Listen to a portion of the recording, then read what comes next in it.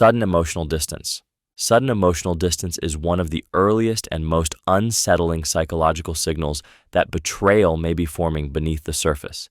It rarely arrives loudly. Instead, it slips in quietly, disguised as stress, distraction, or exhaustion.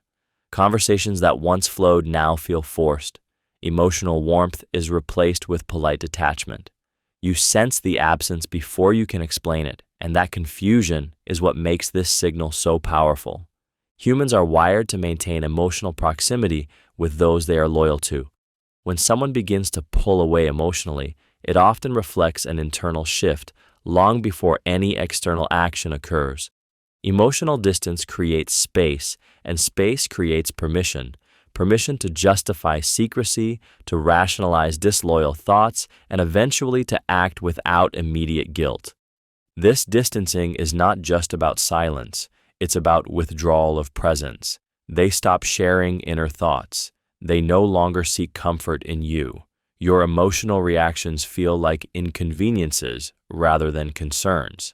This creates an imbalance where you are still emotionally invested while they are already halfway gone.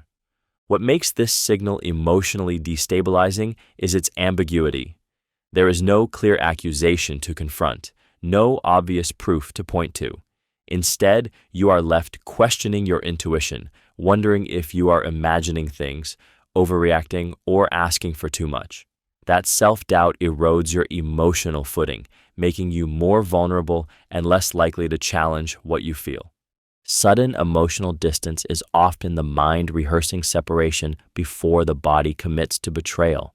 By the time words or actions confirm it, the emotional departure has already happened, leaving you trying to reconnect with someone who is no longer fully there. Reduced eye contact. Reduced eye contact is a quiet psychological fracture that often appears when someone is internally divided. Eye contact is one of the most primal forms of human connection. It signals honesty, presence, and emotional availability. When it begins to fade, it rarely does so without reason. At first, it may seem subtle, brief glances, distracted gazes, eyes drifting away during serious moments, but over time, the absence becomes noticeable, and more importantly, it becomes felt. The eyes are difficult to control when a person is hiding something.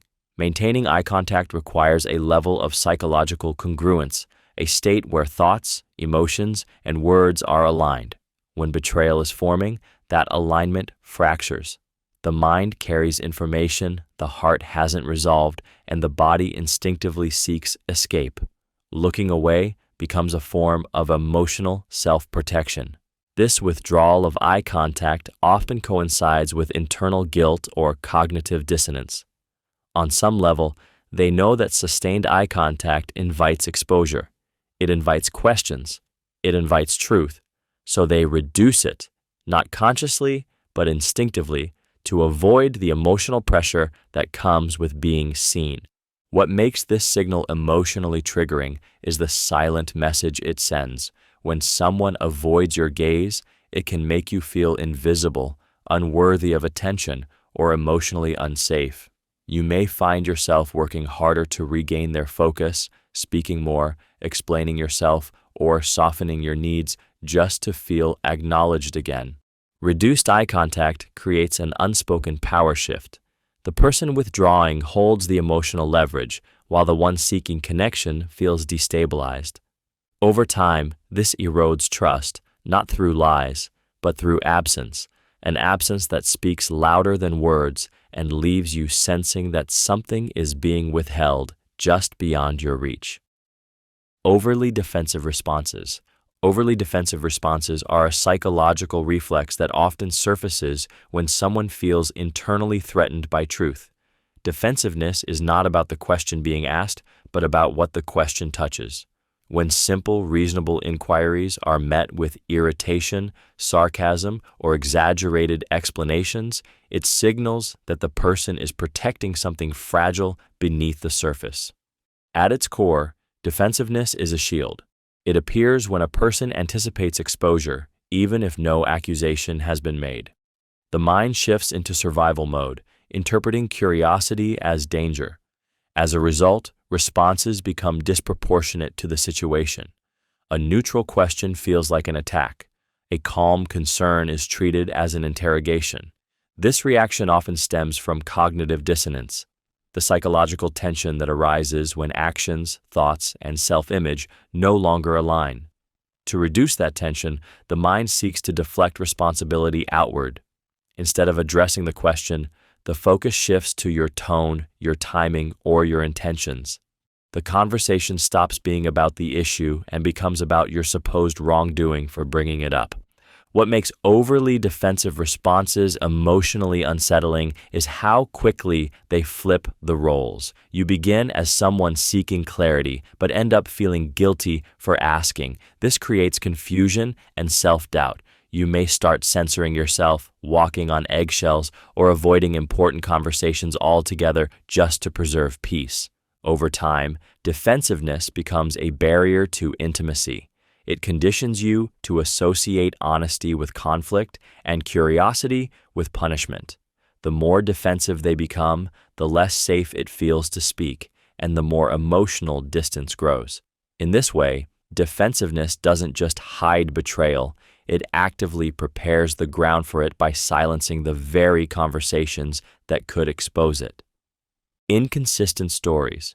Inconsistent stories emerge when truth is no longer stable inside someone's mind. When a person is aligned with honesty, their experiences exist as a single, coherent narrative. When betrayal begins to form, that narrative fractures.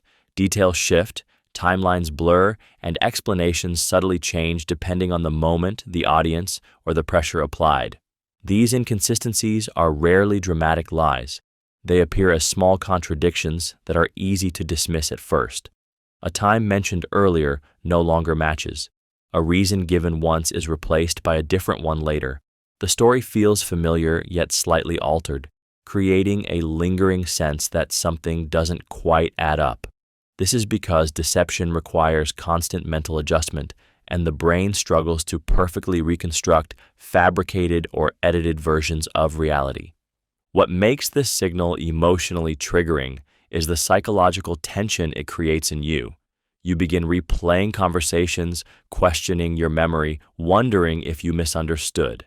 This self-questioning slowly shifts trust away from your intuition and toward their version of events.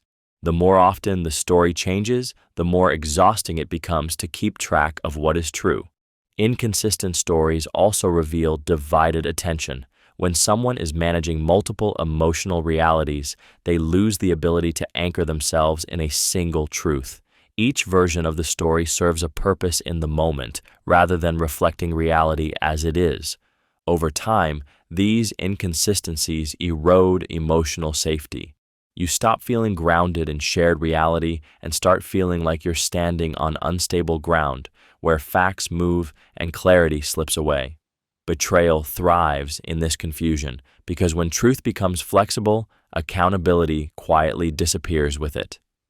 Increased secrecy. Increased secrecy is one of the most telling psychological shifts because it reflects an internal decision to separate worlds. Secrecy is not about privacy, it is about exclusion. When someone begins withholding information they once shared freely, it signals that parts of their life are being mentally reclassified as off-limits to you. This shift often happens gradually. Devices are turned face down. Conversations stop when you enter the room. Details are omitted, not because they are irrelevant, but because they belong to a version of themselves they no longer want you to access. Secrecy creates a private psychological space where actions can occur without immediate emotional consequence. What makes secrecy emotionally destabilizing is the instinctive alarm it triggers. Humans are deeply attuned to patterns of openness and closure in close relationships. When openness disappears without explanation, your nervous system registers it as a threat. You feel shut out, even if nothing concrete has been revealed. Secrecy also functions as emotional insulation. By keeping information hidden, the person avoids guilt, confrontation, and accountability. It allows them to maintain a surface version of the relationship while living a separate internal reality. This split becomes easier the more secrecy is normalized. Over time, increased secrecy shifts the balance of power. You are left guessing, sensing gaps, but lacking proof, while they control the flow of information. This uncertainty keeps you emotionally off balance, questioning what you know and what you're allowed to ask. Betrayal does not begin with action. It begins with concealment. Increased secrecy is the psychological rehearsal for disloyalty, where the mind learns to compartmentalize, justify, and protect hidden truths long before they ever come to light. Guarding their phone or devices. Guarding their phone or personal devices is a modern psychological tell that often signals a hidden shift in loyalty. Devices are no longer just tools. They are extensions of private thought, secret communication, and alternate emotional worlds. When someone suddenly becomes protective over them, it suggests that those spaces now contain something that cannot be casually seen. This behavior often appears subtly at first. A phone flipped face down, a screen quickly locked when you enter the room, taking calls in another space, bringing their device everywhere, even to places where it was never needed before. These actions are not about privacy alone, but about control over information and perception. Psychologically, guarding a device reflects anticipatory fear. The mind is already rehearsing the possibility of discovery, so the body adapts by tightening access. Even without conscious intent, their nervous system reacts as if the device is a threat to their constructed reality. The more valuable the secret, the stronger the guarding behavior becomes. What makes this signal emotionally destabilizing is the exclusion it creates. You feel shut out of something that once felt shared or neutral. Trust begins to feel conditional. You may notice yourself hesitating before glancing in their direction, afraid of being seen as intrusive, even though the change did not originate with you. This behavior also rewires power dynamics. They control what is visible, what is hidden, and when reassurance is given. Over time, the device becomes a silent barrier between you, holding conversations, validations, or intentions that no longer include you. Guarding devices is rarely about the object itself. It is about protecting an inner world that has started to separate from the relationship, quietly preparing space for actions that require secrecy to survive. Password changes without explanation. Password changes without explanation are a modern psychological red flag rooted in control over access. In close relationships, access is symbolic. It represents trust, transparency, and the absence of hidden compartments. When someone suddenly locks doors that were once open without a clear reason, it signals an internal shift long before it becomes an external one. This behavior is rarely about security alone. When passwords change quietly, it often reflects a desire to protect information from emotional exposure rather than from actual threat. The device becomes a psychological boundary, a private world they are actively separating from you. What once felt shared now feels restricted, and that restriction carries emotional weight. The mind justifies this shift through rationalization. They may tell themselves they deserve privacy, independence, or autonomy, but the timing is what matters. Sudden secrecy often follows new thoughts, new connections, or new behaviors that wouldn't survive openness. The password becomes a shield against questions they aren't ready to answer. What makes this signal emotionally destabilizing is the silence around it. There is no explanation offered, no reassurance given. You are left to notice the change on your own, which can trigger feelings of exclusion, mistrust, and quiet anxiety. It subtly tells you that there are parts of their life you are no longer allowed to see. Over time, unexplained password changes create a power imbalance. One person holds information, the other holds uncertainty, and uncertainty is fertile ground for doubt, intuition, and emotional unease to grow, often accurately, before the truth ever surfaces. Unusual Schedule changes. Unusual schedule changes often signal that someone's life is being quietly rearranged to accommodate something they are not ready to reveal. Routines are psychological anchors. When a person is emotionally aligned and transparent, their schedule tends to follow predictable patterns. When betrayal begins forming, those patterns start to break, not all at once, but in subtle, seemingly reasonable ways. Meetings appear where none existed before. Work runs late without clear explanation. Plans become tentative instead of firm. The structure that once gave you a sense of reliability begins to dissolve. What makes this unsettling is that each change, on its own, can be justified. It's only when they accumulate that your intuition starts to react. Psychologically, altering a schedule creates both opportunity and distance. Opportunity to engage in behaviors or relationships that require privacy, and distance from the person who might notice the shift. The mind uses busyness as a socially acceptable cover because being occupied is rarely questioned. Over time, time itself becomes the shield. This signal is emotionally triggering because it disrupts your sense of access. You no longer know when you truly have their attention or when you are being fit in around something else. That uncertainty can make you feel unimportant or replaceable, even if nothing explicit has been said. Unusual schedule changes also weaken accountability. When routines disappear, expectations become unclear. You hesitate to ask questions because you don't want to seem controlling or suspicious. That hesitation creates silence, and silence creates room for secrecy to grow. By the time the schedule stabilizes again, it may already be organized around a reality you were never meant to see. Being vague about whereabouts. Being vague about whereabouts is a psychological signal that emerges when someone no longer wants their reality to be fully traceable. When trust is intact, location and plans are shared naturally without effort or calculation. Vagueness, on the other hand, introduces blur where clarity once existed, and that blur is rarely accidental. This behavior often shows up as incomplete answers. They tell you they were out, busy, or with people, without offering names, places, or timelines. When asked follow-up questions, the details remain thin or slightly inconsistent, as if the story was designed to avoid specificity rather than communicate truth. The mind does this to preserve flexibility. The fewer details given, the fewer contradictions must be managed later. Emotionally, this creates unease. Your intuition senses the gap, even if logic tries to explain it away. Vagueness deprives you of grounding information, leaving your imagination to fill in the blanks. This can be more distressing than a clear answer, because uncertainty keeps the nervous system on alert. Vagueness also serves as a boundary testing mechanism. It quietly gauges how much opacity you will tolerate. If you don't press, the behavior continues.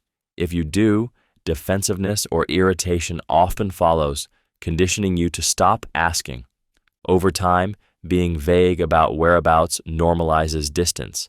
It shifts the relationship from shared awareness to selective disclosure.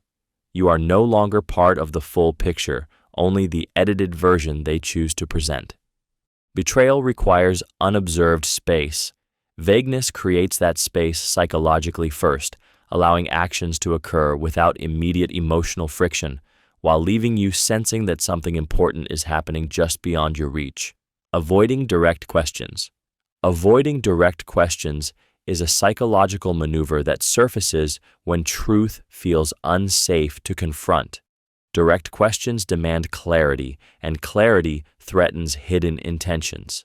When someone begins to circle around answers instead of meeting them head-on, it often signals an internal conflict between what they know and what they are willing to reveal. This avoidance shows up as deflection rather than refusal. They change the subject, answer a different question than the one asked, respond with vague statements, or inject humor to dissolve the moment. On the surface, it feels like distraction. Beneath it, it is hesitation, an instinctive attempt to buy time and reduce exposure. Psychologically, direct questions activate accountability. They force the mind to choose between honesty and self-protection. When betrayal is forming, self-protection usually wins. The brain searches for escape routes that preserve plausibility while avoiding commitment to a specific truth. Ambiguity becomes a shield. What makes this signal emotionally unsettling is how it places the burden on you. You may feel compelled to soften your wording, rephrase your concern, or drop the subject entirely just to avoid tension. Over time, this trains you to silence your curiosity and doubt your right to clarity. Avoiding direct questions also erodes shared reality. Conversations lose their grounding, and important topics remain unresolved. The absence of clear answers creates a vacuum filled with assumptions, anxiety, and second-guessing. This behavior doesn't just hide information, it reshapes the relationship dynamic. When one person controls clarity and the other absorbs uncertainty, trust quietly weakens, and betrayal finds room to grow in the unanswered spaces left behind. Excessive justifications. Excessive justifications arise when someone feels the need to defend themselves before being accused. Instead of offering simple, natural explanations, they provide long, detailed rationales filled with unnecessary context. The explanation feels heavier than the situation requires, as if they are trying to convince not just you, but themselves. This behavior often signals internal guilt or anticipation of scrutiny. When a person is acting in alignment with their values, explanations come easily and briefly. When those values are being bent, the mind overcompensates. It adds layers, logic, and emotional framing in an attempt to make questionable behavior feel acceptable. The goal is not clarity, but closure, ending the conversation before it reaches uncomfortable territory. What makes excessive justifications emotionally unsettling is the pressure embedded within them. You may feel subtly manipulated into agreement, as though questioning their explanation would make you unreasonable or distrustful. The explanation leaves no space for follow-up, only acceptance. This can make you second-guess your instincts and hesitate to probe further. These justifications also serve as psychological insulation. By explaining too much, they blur the core issue. Important details get lost in the noise, and your focus shifts from what happened to how convincingly it was presented. Over time, this trains you to accept explanations at face value rather than examine their substance. Excessive justifications reveal a mind preparing for exposure. When words become overly elaborate, it's often because the truth alone no longer feels sufficient. The explanation becomes a performance designed to protect something fragile, hidden, and increasingly difficult to maintain. Unprompted alibis. Unprompted alibis appear when someone feels the need to defend themselves before being questioned. When a person is grounded in honesty, explanations are given when asked, not volunteered preemptively. Offering justifications without provocation is often a sign that the mind is already anticipating suspicion, even if none has been expressed. Psychologically, this happens when internal guilt or secrecy activates a state of vigilance. The person becomes hyper-aware of how their actions might be perceived. To reduce that internal tension, they provide explanations in advance, hoping to control the narrative before curiosity has a chance to arise. What makes this revealing is that the alibi arrives too early, as if it were rehearsed for a conversation that hasn't yet begun. These explanations often sound overly detailed or strangely specific. Instead of a simple statement, you receive a full backstory. This excess information is meant to appear transparent, but it often has the opposite effect. The more someone tries to prove they have nothing to hide, the more they signal that hiding is on their mind. Emotionally, unprompted alibis can create confusion and unease. You may feel pressured to accept the explanation, even though you never asked for one. Questioning it afterward can make you feel accusatory, as if you're moving the goalposts. This subtly discourages follow-up and protects the story from scrutiny. Over time, This behavior conditions you to ignore your instincts. You begin accepting explanations at face value, not because they feel true, but because challenging them feels uncomfortable. In this way, unprompted alibis don't just explain behavior. They preemptively disarm the very awareness that could uncover betrayal. Nervous laughter. Nervous laughter is a subtle emotional leak that occurs when the mind is trying to relieve internal pressure.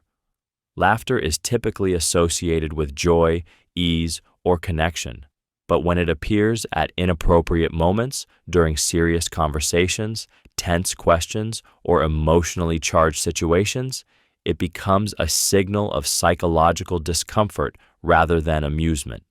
This type of laughter is often automatic. When someone feels exposed, uncertain, or internally conflicted, the nervous system searches for a release valve. Laughter interrupts the emotional intensity of the moment, diffusing tension without addressing its source.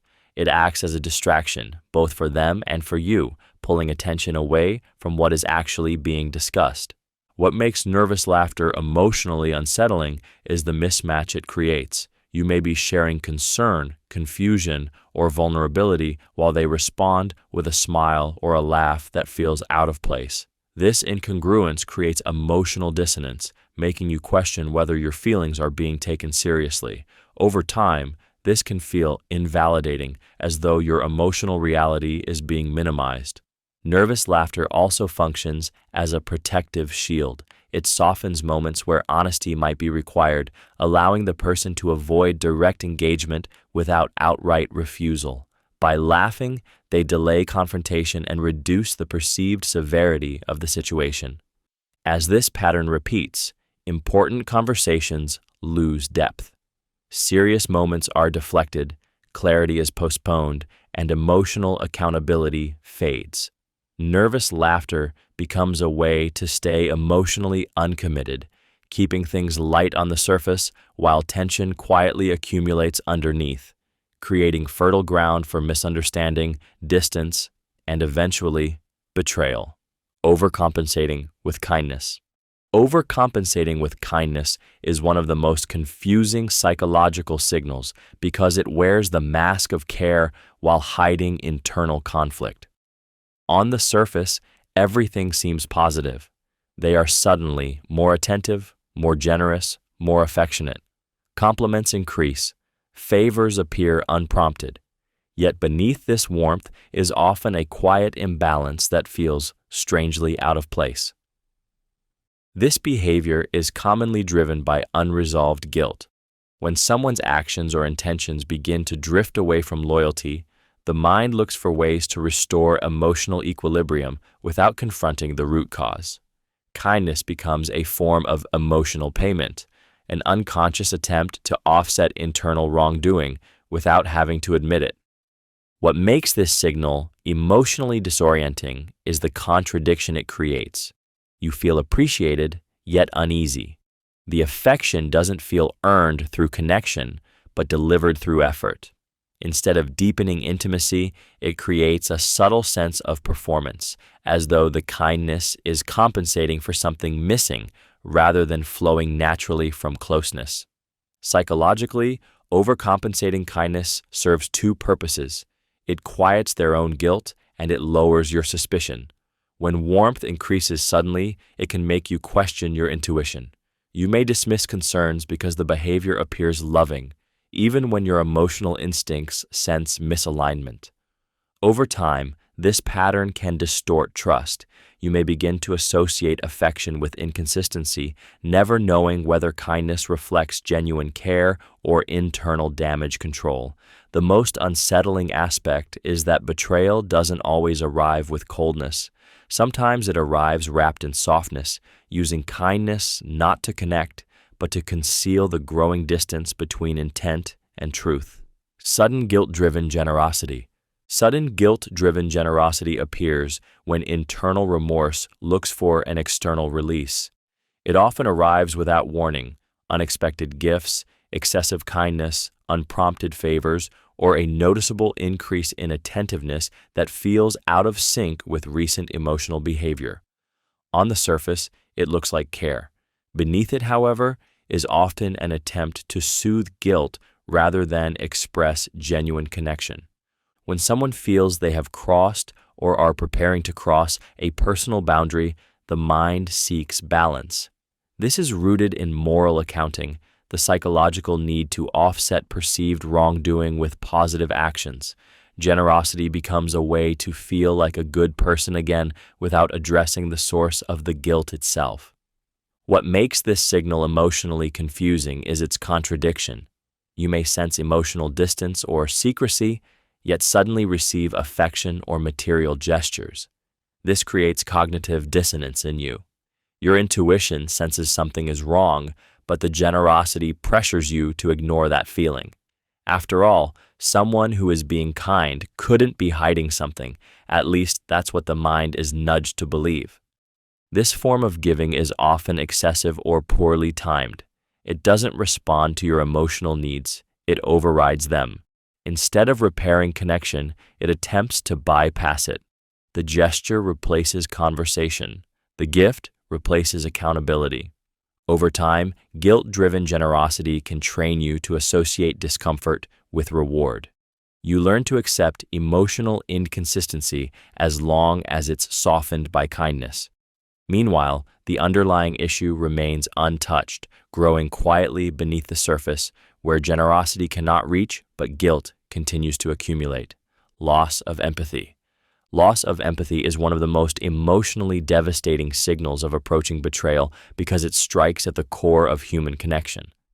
Empathy is the ability to feel with someone, not just understand them.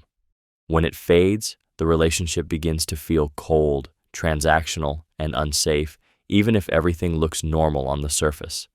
This shift often happens gradually. They stop responding to your emotions with curiosity or care. Your stress is met with indifference. Your pain feels inconvenient. Where there was once reassurance, there is now silence or impatience.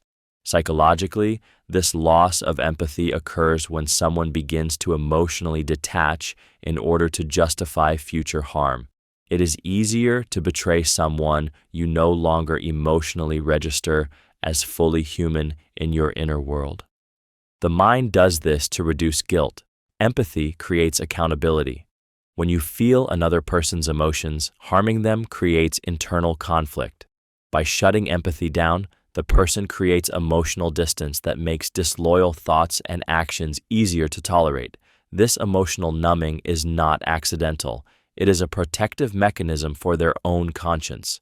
What makes this signal deeply triggering is how invisible it can be at first. You may sense that something is wrong, but struggle to explain it. You might start feeling lonely even when you're together. Your emotional needs begin to feel excessive, even though they haven't changed. Loss of empathy shifts the emotional balance of power. You remain open and vulnerable, while they become insulated and detached. Over time, this imbalance erodes trust and safety.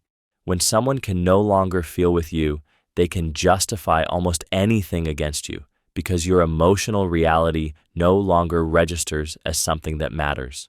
Dismissive tone toward your concerns. A dismissive tone toward your concerns is a psychological signal that reveals emotional disengagement in real time. Tone carries more truth than words, and when your worries are met with sighs, sarcasm, indifference, or subtle irritation, it signals that your emotional experience is no longer being prioritized. What you feel is treated as an inconvenience rather than something worthy of care. This dismissal often appears when someone is internally conflicted or emotionally detached. Acknowledging your concerns would require empathy, presence, and accountability. When those are in short supply, the mind looks for shortcuts. Minimizing, brushing off, or belittling what you express becomes an efficient way to avoid deeper engagement. Emotionally, this is deeply destabilizing. You may start questioning the legitimacy of your own feelings, wondering if you are too sensitive, dramatic, or demanding. This self-doubt is not accidental. A dismissive tone subtly shifts the emotional burden onto you, training you to suppress concerns to maintain harmony. Over time, This creates an unsafe emotional environment. You stop sharing openly, not because the issues disappear, but because speaking up feels pointless or risky. The relationship becomes quieter, but not healthier. Unspoken resentment replaces dialogue. Dismissiveness also erodes mutual respect. When one person's emotional reality is consistently minimized, the bond weakens. Emotional intimacy requires validation, not agreement, and when validation disappears, connection follows. Betrayal thrives where concerns are ignored. When your feelings are treated as obstacles rather than signals, it becomes easier for someone to justify secrecy, rationalize harmful choices, and detach further, all while you are left carrying emotions that no longer have a place to land. Frequent irritability. Frequent irritability is a psychological pressure leak that often appears when someone is carrying unresolved internal tension. When a person's thoughts, intentions, or actions are misaligned with their values, that tension looks for an outlet. Irritability becomes one of the easiest ways for the mind to release pressure without revealing its source. This irritation is rarely proportional to the situation. Small inconveniences trigger sharp reactions. Neutral comments are met with impatience. Ordinary interactions feel charged, as though you are constantly on the verge of saying the wrong thing. What's happening beneath the surface is not anger toward you, but frustration with themselves and the situation they are internally managing. Psychologically, this occurs because deception and divided loyalty consume cognitive and emotional resources. The brain is multitasking, maintaining appearances, suppressing guilt, and managing fear of exposure. That mental load lowers emotional tolerance. The nervous system becomes hypersensitive, making minor stimuli feel overwhelming. What makes frequent irritability emotionally triggering is the instability it creates. You begin adjusting your behavior to avoid setting them off. You monitor your tone, your words, your timing. This self-monitoring slowly shifts the emotional balance, placing responsibility for their mood onto you. Over time, irritability erodes safety. Conversations feel like potential conflicts rather than opportunities for connection. Instead of curiosity, there is tension. Instead of ease, there is restraint. This emotional volatility creates distance not through absence, but through discomfort. Frequent irritability often precedes emotional withdrawal or betrayal because it externalizes inner chaos. Rather than confronting what they are avoiding, the discomfort spills outward, subtly pushing you away and making emotional separation feel justified rather than chosen. Uncharacteristic impatience. Uncharacteristic impatience surfaces when someone's inner world is overloaded and leaking outward. It shows up as irritation over small things, sharp responses where patience once existed, and a shortened emotional fuse that seems to appear without clear cause. What makes it notable is not the impatience itself, but how out of alignment it feels with who they used to be.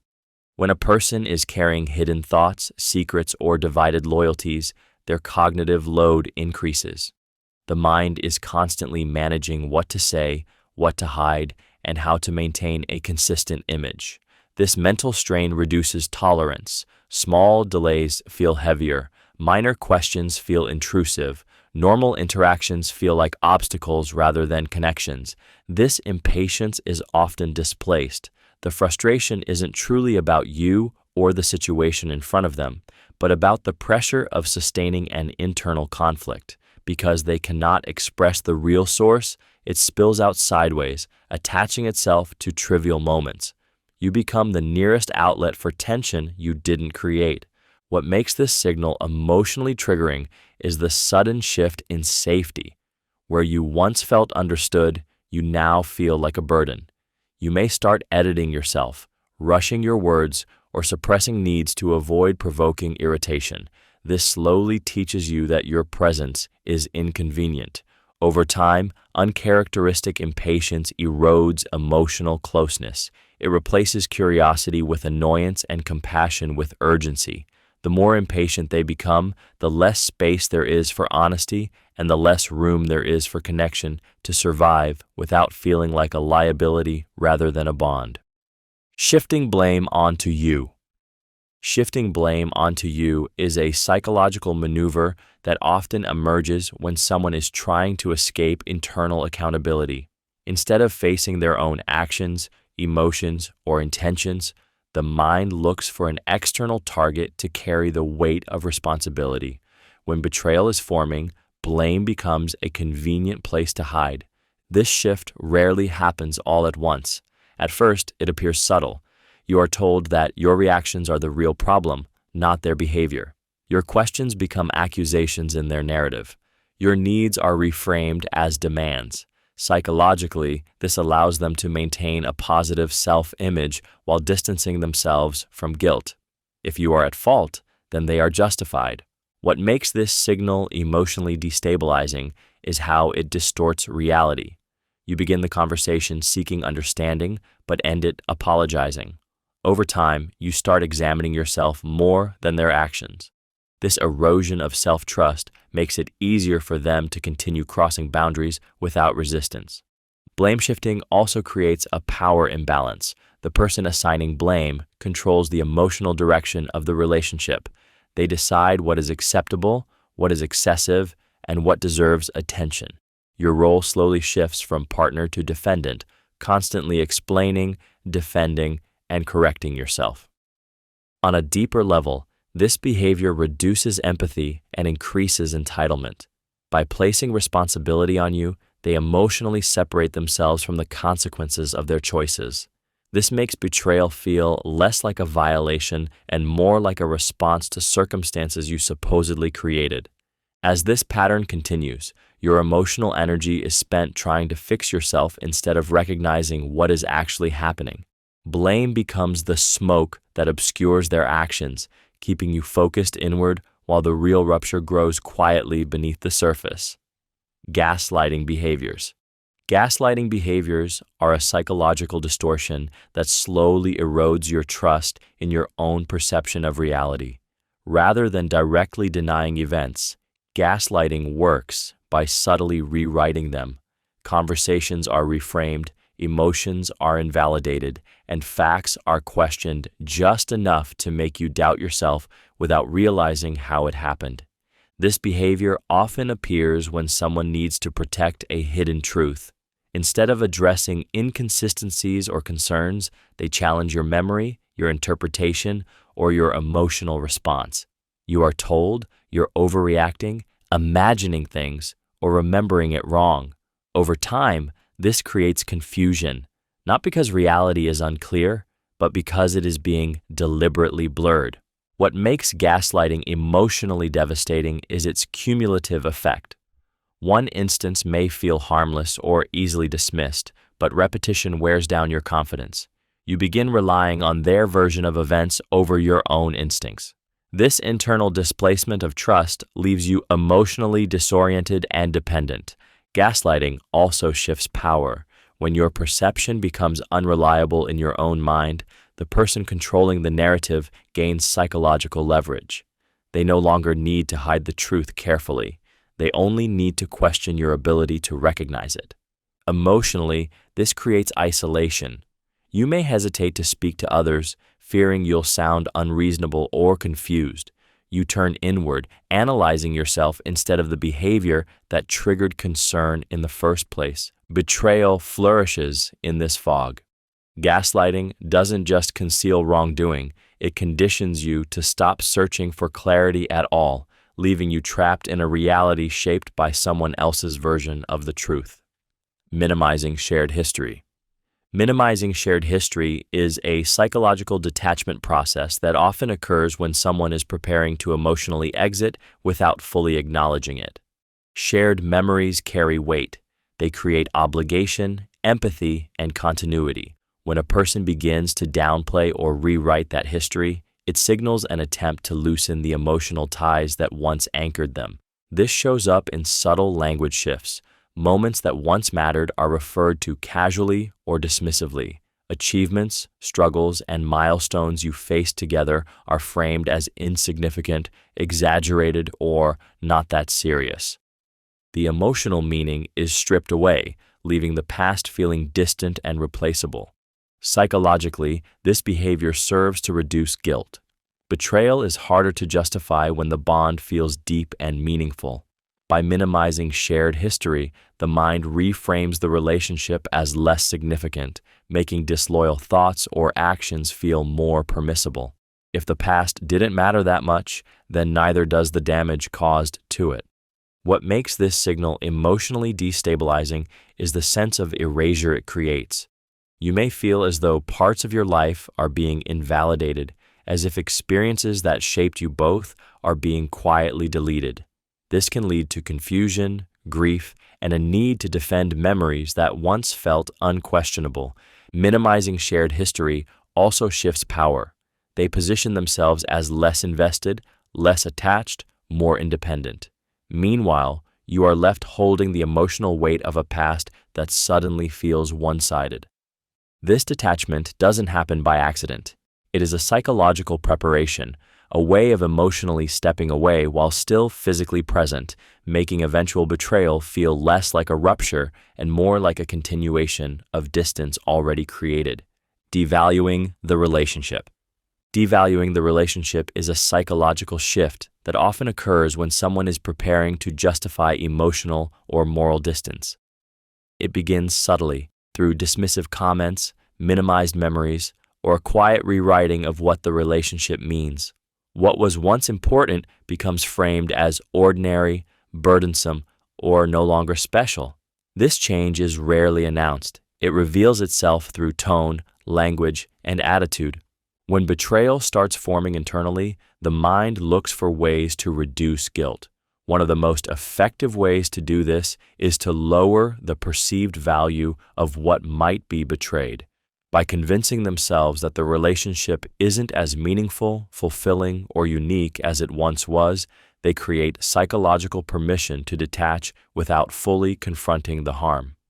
This devaluation often shows up as comparison. They may highlight flaws that never seemed to matter before or imply that the connection has always been lacking. Shared struggles are reframed as proof the relationship was weak rather than evidence of resilience. This narrative shift allows them to see themselves not as someone causing pain, but as someone escaping something already broken. What makes this signal emotionally painful is how invisible it can feel at first. You sense a loss of appreciation, a lack of pride, a missing warmth, but there is no single moment to point to. Instead, you feel slowly reduced, as though the bond you believed in is being quietly downgraded without your consent. Over time, devaluing the relationship drains emotional investment. It transforms closeness into obligation and loyalty into inconvenience, leaving you holding on to something that is being internally dismantled by the person you trust. Increased criticism of you. Increased criticism of you often appears when someone is psychologically preparing to justify emotional or moral separation. Criticism is not just about pointing out flaws, it is a way of reshaping perception. When betrayal begins to form, the mind looks for reasons to reduce guilt, and one of the most effective ways to do that is by reframing you as inadequate. This shift usually starts subtly. Comments that were once supportive become sharp. Small mistakes are magnified. Your traits are no longer quirks, but problems. Psychologically, this serves a purpose. By focusing on your perceived shortcomings, they create a narrative where their dissatisfaction feels logical rather than disloyal. What makes this signal emotionally triggering is how personal it feels. You may notice yourself trying harder, adjusting your behavior, or seeking reassurance that no longer comes. The criticism creates insecurity, and insecurity creates compliance. You become more focused on fixing yourself than questioning why the tone has changed. Increased criticism also functions as emotional distancing. Each negative comment chips away at intimacy, replacing connection with judgment. Over time, warmth is replaced by evaluation. Instead of feeling chosen, you feel tolerated. This behavior often coexists with idealization of others. While you are criticized, someone else is admired, even if only in subtle ways. This contrast further destabilizes you, making you feel replaceable. On a deeper level, constant criticism dehumanizes. It turns a partner into a problem to be managed rather than a person to be cared for. Once someone convinces themselves that you are the source of their discomfort, betraying you no longer feels like a violation. It feels like relief. Idealizing someone else. Idealizing someone else is a psychological signal that often reveals emotional displacement before any overt betrayal occurs. When admiration shifts outward in an exaggerated or persistent way, it reflects an internal comparison that has already begun. This is not casual appreciation, it is elevation. The other person is framed as inspiring, understanding, exciting, or exceptional, often in ways that feel pointed rather than neutral. This idealization serves a mental function. By placing someone else on a pedestal, the person creates emotional distance from you without directly confronting dissatisfaction or guilt. The more ideal the other becomes, the more the current relationship is silently devalued. This contrast allows betrayal to feel justified rather than disruptive. Emotionally, this is deeply unsettling. You may notice subtle comparisons, stories that highlight the other person's qualities, or a tone that carries admiration where intimacy used to exist. Even when unspoken, the shift is felt. It creates a quiet sense of replacement, as though your emotional position is being renegotiated without your consent. Idealization also distorts reality. No one is as flawless as they are portrayed in these moments. The exaggeration reveals fantasy more than truth. It is the mind escaping into a narrative that feels easier, cleaner, or more validating than the complexity of a real relationship. Over time, this admiration redirects emotional energy. Attention, curiosity, and emotional responsiveness flow outward instead of inward. The bond weakens not through conflict, but through neglect. Betrayal often begins with fantasy. Idealizing someone else is the rehearsal, where loyalty erodes internally while actions still appear intact, leaving you sensing that their emotional loyalty has already started to drift elsewhere. Comparing you negatively to others. Comparing you negatively to others is a psychological distancing tactic that often emerges when someone is mentally shifting their loyalty elsewhere. Comparison is not neutral. It reshapes perception, rewrites value, and quietly reframes the relationship narrative. When someone begins highlighting how others are more understanding, more exciting, more successful, or more emotionally appealing than you, it signals an internal reorientation away from appreciation and toward justification. This behavior allows the mind to create contrast. By elevating others and diminishing you, they reduce the emotional dissonance associated with betrayal. If someone else appears better suited, then disloyal thoughts or actions begin to feel less like a violation and more like a natural progression. The comparison becomes a rationalization disguised as honesty. What makes this signal deeply emotionally triggering is the way it destabilizes self-worth. You may find yourself internalizing the comparison, questioning your adequacy, and trying to compete with invisible standards that constantly shift. Instead of feeling chosen, you feel evaluated. Instead of feeling secure, you feel replaceable. Psychologically, negative comparison also externalizes responsibility. Rather than confronting their own dissatisfaction or restlessness, they project it onto perceived flaws in you. This reframing allows them to avoid accountability while slowly rewriting the story of why the bond is weakening. Over time, these comparisons erode emotional safety. Affection becomes conditional, contingent on performance rather than connection. You may feel pressure to change, improve, or prove yourself just to maintain standing. Comparing you negatively to others is rarely about growth. It is often about creating emotional distance while constructing a narrative where drifting away feels justified inevitable, and no longer cruel. Reduced affection. Reduced affection is often one of the most emotionally disorienting signals because it attacks connection at its most human level. Affection is not just touch or words, it is reassurance, presence, and emotional safety. When it begins to fade without explanation, the absence speaks louder than any argument ever could. This shift usually isn't sudden withdrawal, but gradual erosion. Hugs become shorter, compliments disappear, physical closeness feels obligatory rather than instinctive. What once flowed naturally now feels rationed. This happens when emotional energy is being redirected elsewhere, or when someone is psychologically distancing themselves to reduce internal conflict.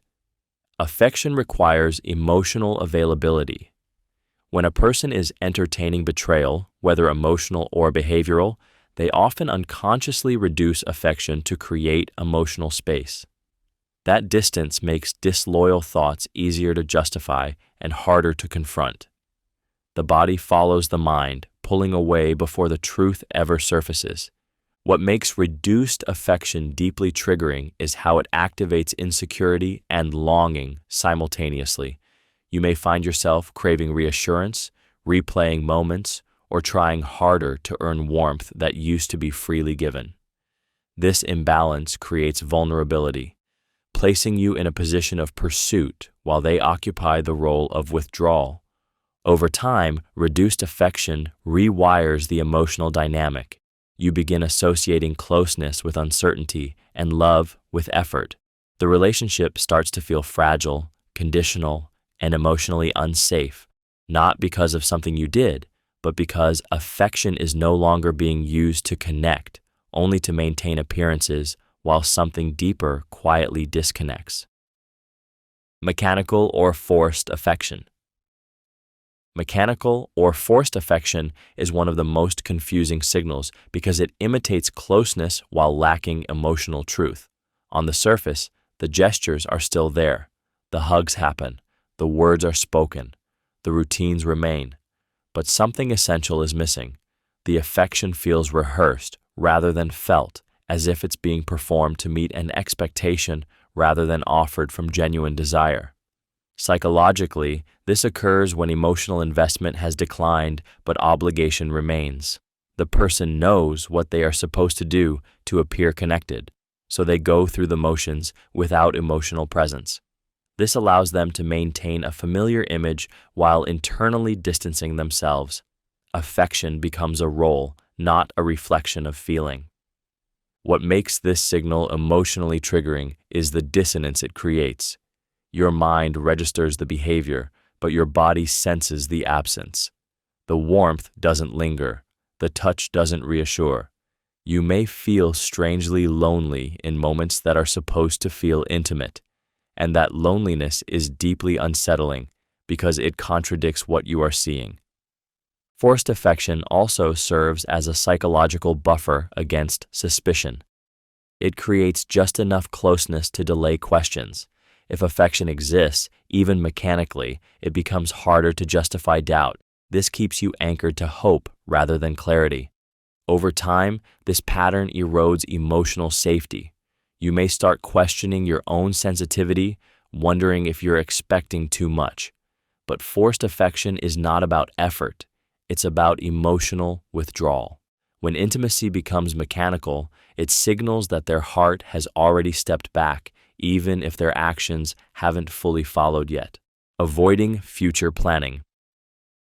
Avoiding future planning is a psychological signal that reveals emotional uncertainty long before it is spoken aloud. When someone is invested and aligned, the future is naturally included in conversation.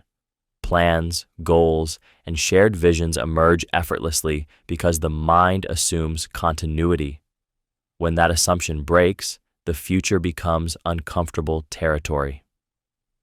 This avoidance often shows up subtly. Conversations that once included we shift into I.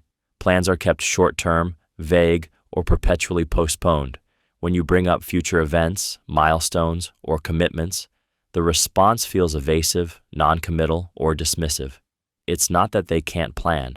It's that planning requires emotional presence they may no longer feel. Emotionally, this creates instability. The future provides psychological safety. It reassures you that what you're building has direction. When that reassurance disappears, you're left anchored only in the present, unsure whether your emotional investment has a destination or an expiration date. Avoiding future planning also reduces accountability. The fewer promises made, the fewer obligations exist. This mental flexibility makes it easier to justify emotional withdrawal or conflicting choices later. The person keeps their options open, even if you are still committing inwardly. What makes this signal particularly painful is its silence. There is no argument, no clear rejection, just absence. You begin questioning whether it's the right time, whether you're asking for too much, or whether the future simply shouldn't be discussed yet. Betrayal rarely starts with leaving. It starts with imagining a future that no longer includes you, and avoiding future planning is the quiet behavior that reveals that internal separation is already underway. Canceling commitments.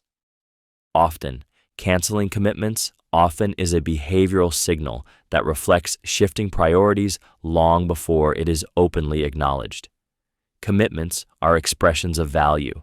When someone repeatedly breaks them, it suggests that their internal hierarchy has changed, even if they struggle to admit it aloud. Time, attention, and follow-through begin flowing elsewhere. At first, the cancellations come with reasonable explanations: stress, exhaustion, unexpected obligations. Each excuse sounds plausible on its own. But over time, a pattern forms. Plans are postponed, rescheduled, or forgotten entirely. What was once protected time becomes flexible, then optional, then disposable. Psychologically, this behavior reduces emotional friction. Showing up requires presence, consistency, and engagement. When someone is emotionally conflicted or drifting toward betrayal, fulfilling commitments feels burdensome. Avoidance becomes easier than confronting the growing disconnect. Canceling buys distance without requiring honesty. What makes this signal emotionally triggering is the uncertainty it creates. You are left waiting, adjusting, holding space that may or may not be filled. Anticipation turns into disappointment, and disappointment quietly reshapes trust. You may begin lowering expectations, preparing for absence before it happens. Repeated cancellations also communicate a subtle message of replaceability. Your time is treated as adjustable, while theirs remains protected. This imbalance slowly erodes mutual respect and shared stability. Over time, the relationship begins to exist more in intention than in action. Promises remain verbal, but consistency fades. Canceling commitments often is not just about scheduling conflicts. It is about emotional withdrawal expressed through behavior, signaling that the bond is no longer being actively chosen, even if it has not yet been openly abandoned. Emotional unavailability. Emotional unavailability is the silent withdrawal of presence, even when someone is physically still there. Conversations become surface level, feelings are deflected, and vulnerability is met with avoidance rather than care.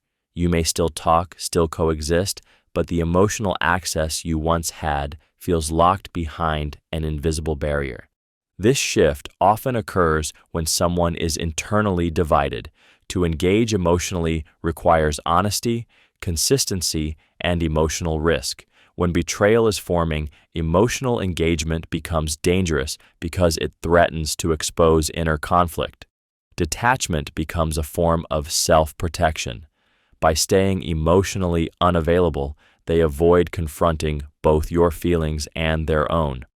What makes this signal especially destabilizing is how subtle it is. There is no obvious fight, no clear rejection. Instead, emotional bids are ignored, minimized, or met with logic instead of empathy.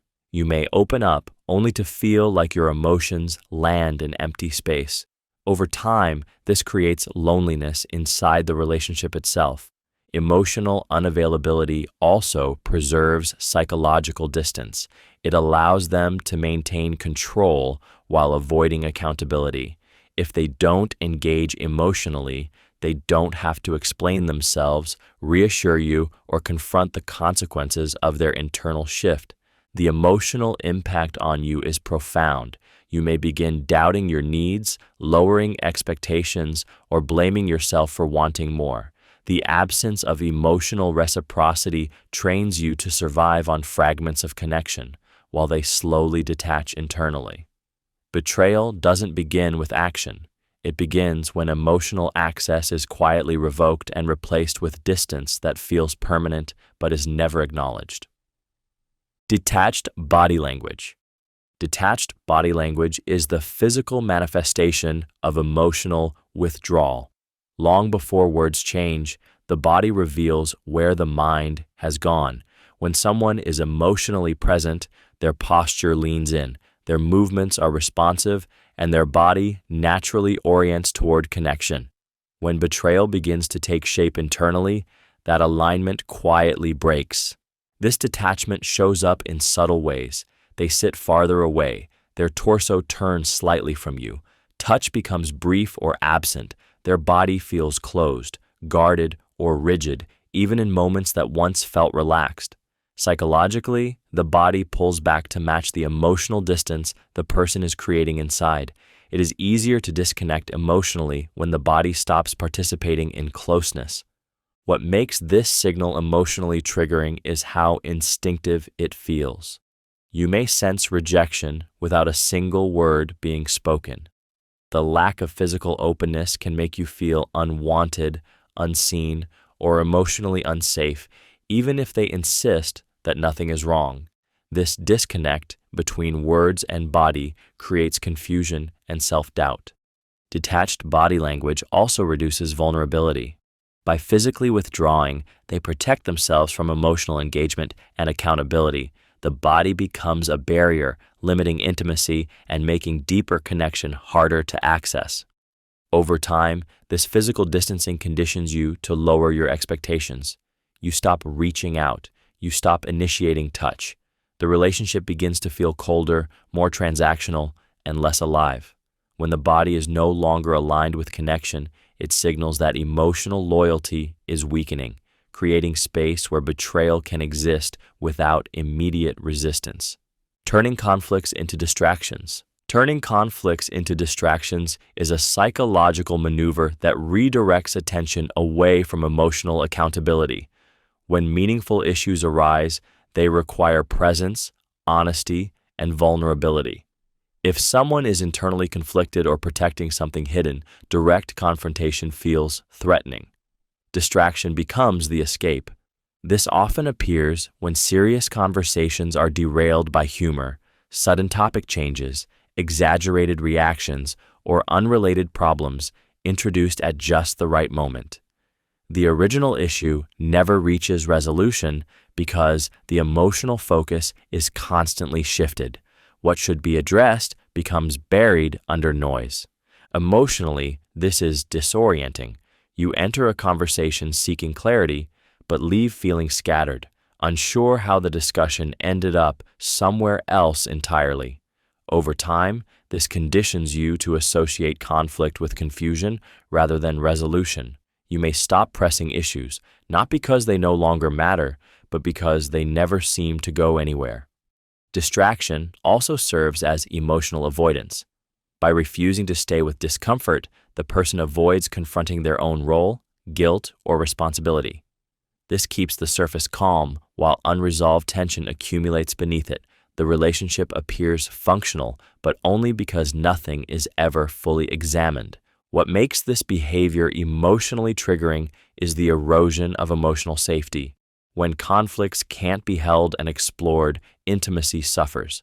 You begin feeling unheard, not in volume, but in substance. Betrayal thrives where conflicts are never resolved. Turning conflicts into distractions prevents clarity, delays truth, and creates space for hidden behaviors to continue unchallenged, all while giving the illusion that nothing is seriously wrong. Refusing accountability. Refusing accountability is a psychological defense that surfaces when someone is no longer willing to face the consequences of their inner choices.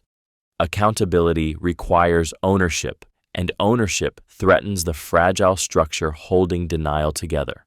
When betrayal is forming, admitting fault becomes too dangerous because it forces alignment between intention, action, and self-image.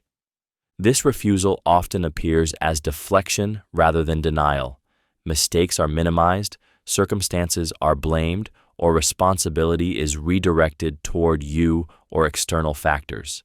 Even when evidence is clear, the conversation shifts away from impact and toward justification. The focus is not on repair, but on escape.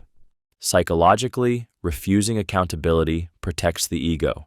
Accepting responsibility would require confronting guilt, shame, or the realization that they are acting against their own values. To avoid that discomfort, the mind chooses distance over honesty. Accountability becomes framed as accusation, and repair becomes framed as control. What makes this signal emotionally destabilizing is how it reverses the emotional burden. You may find yourself explaining why harm occurred, proving that your feelings are valid, or negotiating for basic acknowledgement. Over time, this drains emotional energy and creates a sense of futility. Refusing accountability also erodes trust at its foundation. Without ownership, there is no repair. Without repair, there is no safety. Each unresolved issue compounds, creating emotional debt that is never repaid. This behavior often precedes betrayal because it removes the last barrier to wrongdoing. When a person no longer sees themselves as responsible for the impact of their actions, loyalty becomes optional and harm becomes something that can always be explained away rather than confronted. Sudden independence narrative. Sudden independence narrative emerges when someone begins reframing distance as growth.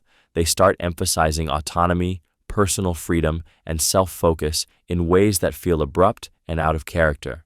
Independence becomes a theme, repeated often enough that it feels less like a value and more like a justification. This shift usually appears when emotional or moral separation is already underway internally. By redefining themselves as someone who needs space, less attachment, or fewer obligations, they create a story that makes withdrawal seem healthy rather than harmful. The narrative isn't about independence itself, but about permission to detach without guilt. What makes this signal emotionally unsettling is how reasonable it sounds. Growth, boundaries, and self-discovery are valid concepts, which makes it difficult to challenge the timing or intention behind them. You may feel selfish or controlling for questioning it even when your intuition senses something is off. This narrative often minimizes shared identity. The language shifts from we to I. Joint decisions become personal choices. Emotional interdependence is reframed as weakness or limitation. This subtly erodes the foundation of mutual responsibility while maintaining a moral high ground. Over time, the sudden independence narrative isolates you emotionally. You are left adapting to new rules you didn't agree to, while being told it's for the best. The story positions them as evolving and you as something they are growing away from. In this space, betrayal feels less like a rupture and more like a natural next step they've already explained to themselves. Rewriting past events. Rewriting past events is a psychological defense that emerges when someone needs the past to stop contradicting their present intentions. Memory is not just about recall, it is about meaning. When betrayal begins forming, the original meaning of shared experiences becomes inconvenient. To relieve that tension, the mind subtly reshapes history. This rewriting often starts quietly. Moments that were once described as loving are now framed as suffocating. Conflicts that were resolved resurface as proof of long-standing unhappiness. Your recollection of events is challenged, not aggressively, but with calm certainty. The goal is not necessarily to convince you immediately, but to destabilize your confidence in what you remember. Psychologically, this allows them to construct a narrative where betrayal feels justified rather than abrupt. If the past was never good, then leaving or crossing boundaries feels less like a rupture and more like a correction. By altering the story, they reduce guilt and increase emotional permission to act against you. What makes this signal deeply unsettling is how it attacks shared reality. You may find yourself defending memories you once felt secure in. This creates confusion and emotional exhaustion. When the past becomes negotiable, the present feels unsafe. Rewriting past events also isolates you. Shared history is one of the strongest bonds between people. When that history is invalidated, the bond weakens. You may feel as though the foundation of the relationship is being quietly dismantled while you are still standing on it. As this pattern continues, truth becomes flexible and accountability fades. If the past can be rewritten, then responsibility can always be deferred. Betrayal thrives in this altered reality because once history is unstable, loyalty no longer feels anchored to anything real. Contradicting themselves unknowingly is a psychological signal that emerges when someone is no longer anchored to a single internal truth. When honesty is intact, the mind operates from one consistent narrative. When deception, omission, or emotional conflict enters, that narrative fragments and contradictions begin to surface without conscious intent. These contradictions are often subtle. A statement made casually one day quietly conflicts with something said earlier. Opinions shift without acknowledgement. Details change just enough to feel off, but not enough to be immediately challenged. This happens because the brain is juggling multiple versions of reality, and maintaining perfect consistency requires cognitive effort that eventually slips. What makes this signal emotionally unsettling is how it destabilizes your sense of certainty. You may notice the contradiction, but hesitate to point it out, unsure whether it matters or whether you remembered correctly. This hesitation creates internal tension, pulling your attention inward instead of outward toward the behavior itself. Unknowingly contradicting oneself also reveals divided loyalty. When someone is emotionally invested in more than one narrative, their words begin to leak the conflict. They are not lying with precision. They are adapting moment by moment, responding to what feels safest in the present rather than what is true. Emotionally, this erodes trust through confusion rather than confrontation. You begin feeling like conversations lack solid ground, as though reality subtly shifts depending on timing or context. Betrayal does not require constant lying. It only requires enough internal division that truth becomes unstable. These unconscious contradictions are the mind revealing that alignment has already been compromised, long before actions make it undeniable. Increased lying about small things. Increased lying about small things is one of the clearest psychological indicators that truth is losing its stability. Small lies are rarely about necessity. They are about testing boundaries, reducing internal resistance, and rehearsing deception on a scale that feels manageable. When someone begins lying where honesty would cost them nothing, it signals a deeper shift in integrity. These lies often seem trivial. Minor details, harmless explanations, unnecessary alterations of facts. Because the stakes appear low, they are easy to dismiss. Yet, psychologically, small lies serve a critical function. They desensitize the mind to dishonesty. Each lie weakens the emotional discomfort associated with deception, making larger lies feel less foreign when the moment arrives. What makes this signal emotionally unsettling is how it destabilizes your sense of reality. You may catch inconsistencies, but hesitate to challenge them because the issue feels too small to justify confrontation. Over time, this teaches you to ignore your intuition and accept explanations that don't fully sit right. Psychologically, lying about small things also reflects a need for control. Truth becomes something to manage rather than share. They choose what version of reality you receive, even when accuracy would change nothing. This control creates emotional distance and subtly shifts power in the relationship. As these small lies accumulate, trust erodes quietly. The relationship no longer rests on shared truth, but on selective disclosure. Betrayal rarely begins with major deception. It begins with minor dishonesty that trains both the liar and the listener to tolerate a reality where truth is optional and accountability can always be postponed. Loss of transparency. Loss of transparency occurs when openness quietly disappears without being replaced by honesty or explanation. Information that was once shared freely now arrives late, partially, or only when pressed. You begin to notice gaps, not because you are searching, but because the flow of truth no longer feels natural. Transparency is not about total disclosure. It is about consistency and willingness. When someone is aligned with trust, they offer clarity without resistance. When that alignment breaks, transparency becomes selective. Details are filtered. Context is withheld. Conversations feel edited rather than open. This shift often reflects internal compartmentalization. When parts of someone's life no longer fit the image they want you to see, they start managing what you're allowed to know. The goal isn't necessarily to lie, but to control perception. Silence becomes safer than truth, and omission becomes the preferred tool. What makes loss of transparency emotionally destabilizing is the way it sharpens intuition. You sense that something is missing, yet nothing concrete is said. This ambiguity creates anxiety, self-doubt, and a constant low-level vigilance.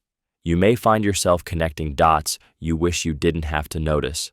Over time, transparency loss erodes relational safety. Trust weakens not because of what is revealed, but because of what is avoided. You stop feeling like a participant in their life and start feeling like an observer with limited access. In that space, emotional distance deepens, and betrayal becomes easier to hide, not through lies, but through the quiet absence of truth. Discomfort when you succeed.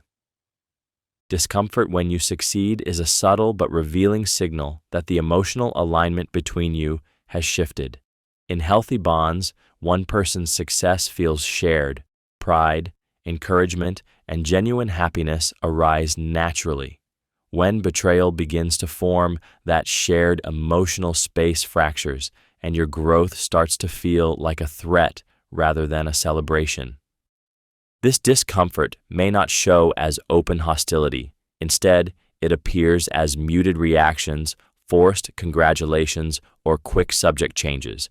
Your achievements are minimized, overlooked, or met with quiet tension. Psychologically, this happens when someone has begun comparing rather than connecting.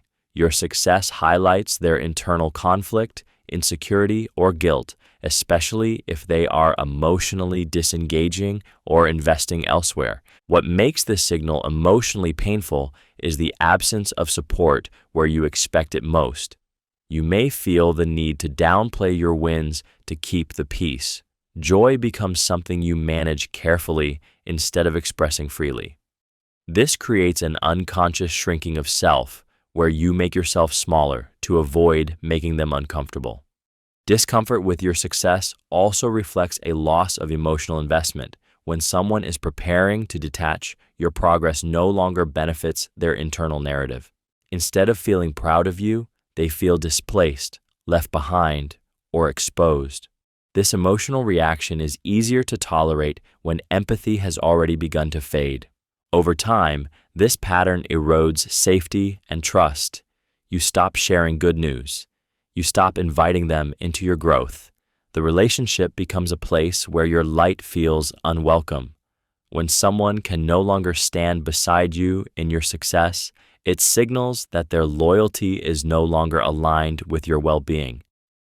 Jealousy without cause.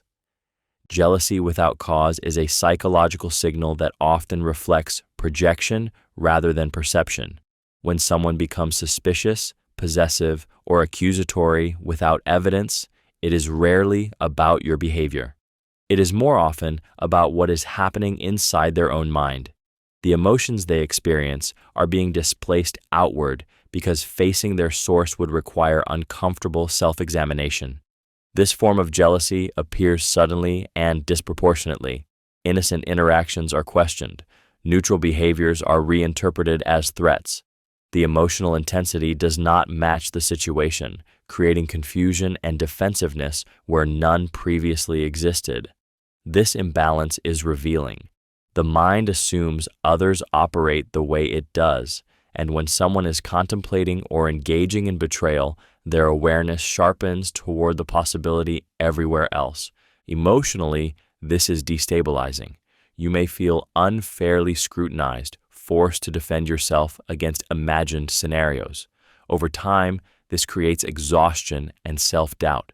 You begin modifying harmless behaviors to avoid triggering suspicion, shrinking your freedom in ways that quietly benefit the person projecting onto you. Jealousy without cause also serves as misdirection. By placing you on the defensive, attention is drawn away from their own actions. The emotional spotlight shifts, and the narrative becomes about your loyalty rather than theirs. What makes this signal particularly painful is the injustice of it. You are made to feel guilty for things you haven't done, while the real threat remains unaddressed. Betrayal often reveals itself through projection first. When jealousy appears without reason, it can be the mind confessing indirectly, exposing internal conflict by accusing the very loyalty it is beginning to abandon. Projecting their behavior onto you. Projecting their behavior onto you is a psychological defense mechanism that activates when someone is struggling to contain guilt or self-awareness. Projection allows a person to displace uncomfortable truths about themselves by assigning those traits, motives, or actions to someone else. When betrayal is forming internally, this mechanism becomes especially active. This often shows up as unexpected accusations. You are questioned about intentions you never had, behaviors you never displayed, or thoughts that do not align with your actions. They may imply you are being secretive, dishonest, disloyal, or emotionally distant, even when there is little evidence to support it. The accusations feel misplaced, yet emotionally charged. Psychologically, projection serves to externalize inner conflict. By attributing their own impulses to you, they reduce the emotional pressure of confronting themselves. If you are framed as the problem, their behavior becomes reactive rather than responsible. Guilt transforms into justification. What makes this signal emotionally triggering is the confusion it creates. You may find yourself defending your character instead of examining the shift in theirs. The conversation moves away from their behavior and toward your innocence. Over time, this dynamic can make you doubt your own integrity and feel compelled to over-explain or self-monitor. Projection also destabilizes trust. When accusations replace transparency, the relationship becomes adversarial rather than cooperative. Emotional safety dissolves as you begin anticipating blame rather than understanding. This pattern often escalates as betrayal approaches. The more their inner conflict grows, the more urgently it must be displaced. By projecting their behavior onto you, they create psychological distance from their actions while slowly rewriting the narrative in which they are no longer the one at fault. Unexplained mood swings. Unexplained mood swings often surface when someone is carrying emotional contradictions they can't reconcile. One moment they are warm, engaged, and present. The next, they are distant, irritable, or emotionally flat. The shifts feel abrupt and disconnected from what's happening around them, leaving you confused about which version of them you're going to encounter. These mood changes are rarely random. They are the emotional residue of an internal conflict. When someone is entertaining thoughts or behaviors that clash with their self-image, the nervous system stays unsettled. Guilt, excitement, fear, and rationalization compete beneath the surface, and the emotional overflow leaks out in waves. What makes this signal emotionally triggering is the instability it creates for you. You may begin monitoring their tone, expressions, or energy, trying to predict the shift before it happens. This hyper-awareness pulls your focus away from your own emotional needs and anchors it to managing theirs. Emotional safety becomes conditional and unpredictable. Unexplained mood swings also distort communication. You may hesitate to bring things up, worried that the wrong moment will trigger withdrawal or irritation. Over time, this teaches you to self-silence in order to maintain temporary calm, even as the underlying issue remains unresolved. As these swings continue, the relationship starts to feel emotionally unsafe rather than supportive. Consistency disappears, replaced by tension and uncertainty. When someone's inner world becomes unstable, their emotional presence follows. Betrayal doesn't always announce itself through actions. Sometimes it reveals itself through emotional volatility that has no clear source but leaves lasting impact. Sudden value changes. Sudden value changes often signal an internal realignment that hasn't been openly acknowledged. Values are psychological anchors. They guide decisions, shape boundaries, and create a sense of predictability in how someone moves through the world. When those values shift abruptly, especially without meaningful reflection or dialogue, it suggests that something deeper is driving the change. This shift may show up as new beliefs that contradict long-held principles. Things they once considered unacceptable are now defended or dismissed. Commitments that once mattered are reframed as limiting or outdated. Psychologically, this happens when someone needs their values to adapt to their emerging behavior, not the other way around. Instead of resisting temptation or internal conflict, the mind adjusts the moral framework to reduce friction. What makes this signal emotionally unsettling is how destabilizing it feels. You may struggle to recognize the person you're interacting with. Conversations that once felt aligned now feel foreign. The shared understanding that grounded the relationship begins to dissolve, leaving you unsure of where they stand or what they believe. Sudden value changes also create emotional distance. Shared values are a form of trust. When they shift without explanation, trust weakens. You may hesitate to rely on them because the rules seem to change without warning. On a deeper level, this behavior allows betrayal to feel principled rather than impulsive. By redefining what is right, acceptable, or deserved, they can justify actions that once would have violated their own standards. When values change to match desire, loyalty becomes optional, and consistency is replaced by convenience. Moral flexibility where it didn't exist before. Moral flexibility where it didn't exist before is a psychological signal that reveals an internal shift in values, often driven by the need to justify future actions. When someone's core principles are stable, their judgments are consistent. When those principles begin to bend, it is usually not because morality has evolved, but because behavior is about to. This change often appears in conversation first. Actions they once criticized are suddenly understandable. Boundaries that were once firm become situational. Ethical lines are reframed as gray areas. The person may speak in justifications rather than convictions, signaling that their internal compass is being adjusted to reduce guilt rather than guide behavior. Emotionally, this can feel unsettling because it disrupts your sense of who they are. The traits you trusted, their integrity, their predictability, their values, no longer feel solid. You may sense that something fundamental has shifted, even if you can't point to a specific action yet. Moral flexibility also acts as psychological preparation. By redefining what is acceptable, the mind creates permission structures. If something is no longer wrong, then acting on it feels less threatening to their self-image. This internal negotiation often happens quietly, long before behavior changes outwardly. What makes this signal emotionally triggering is its subtlety. There is no confrontation, no confession, just a slow erosion of certainty.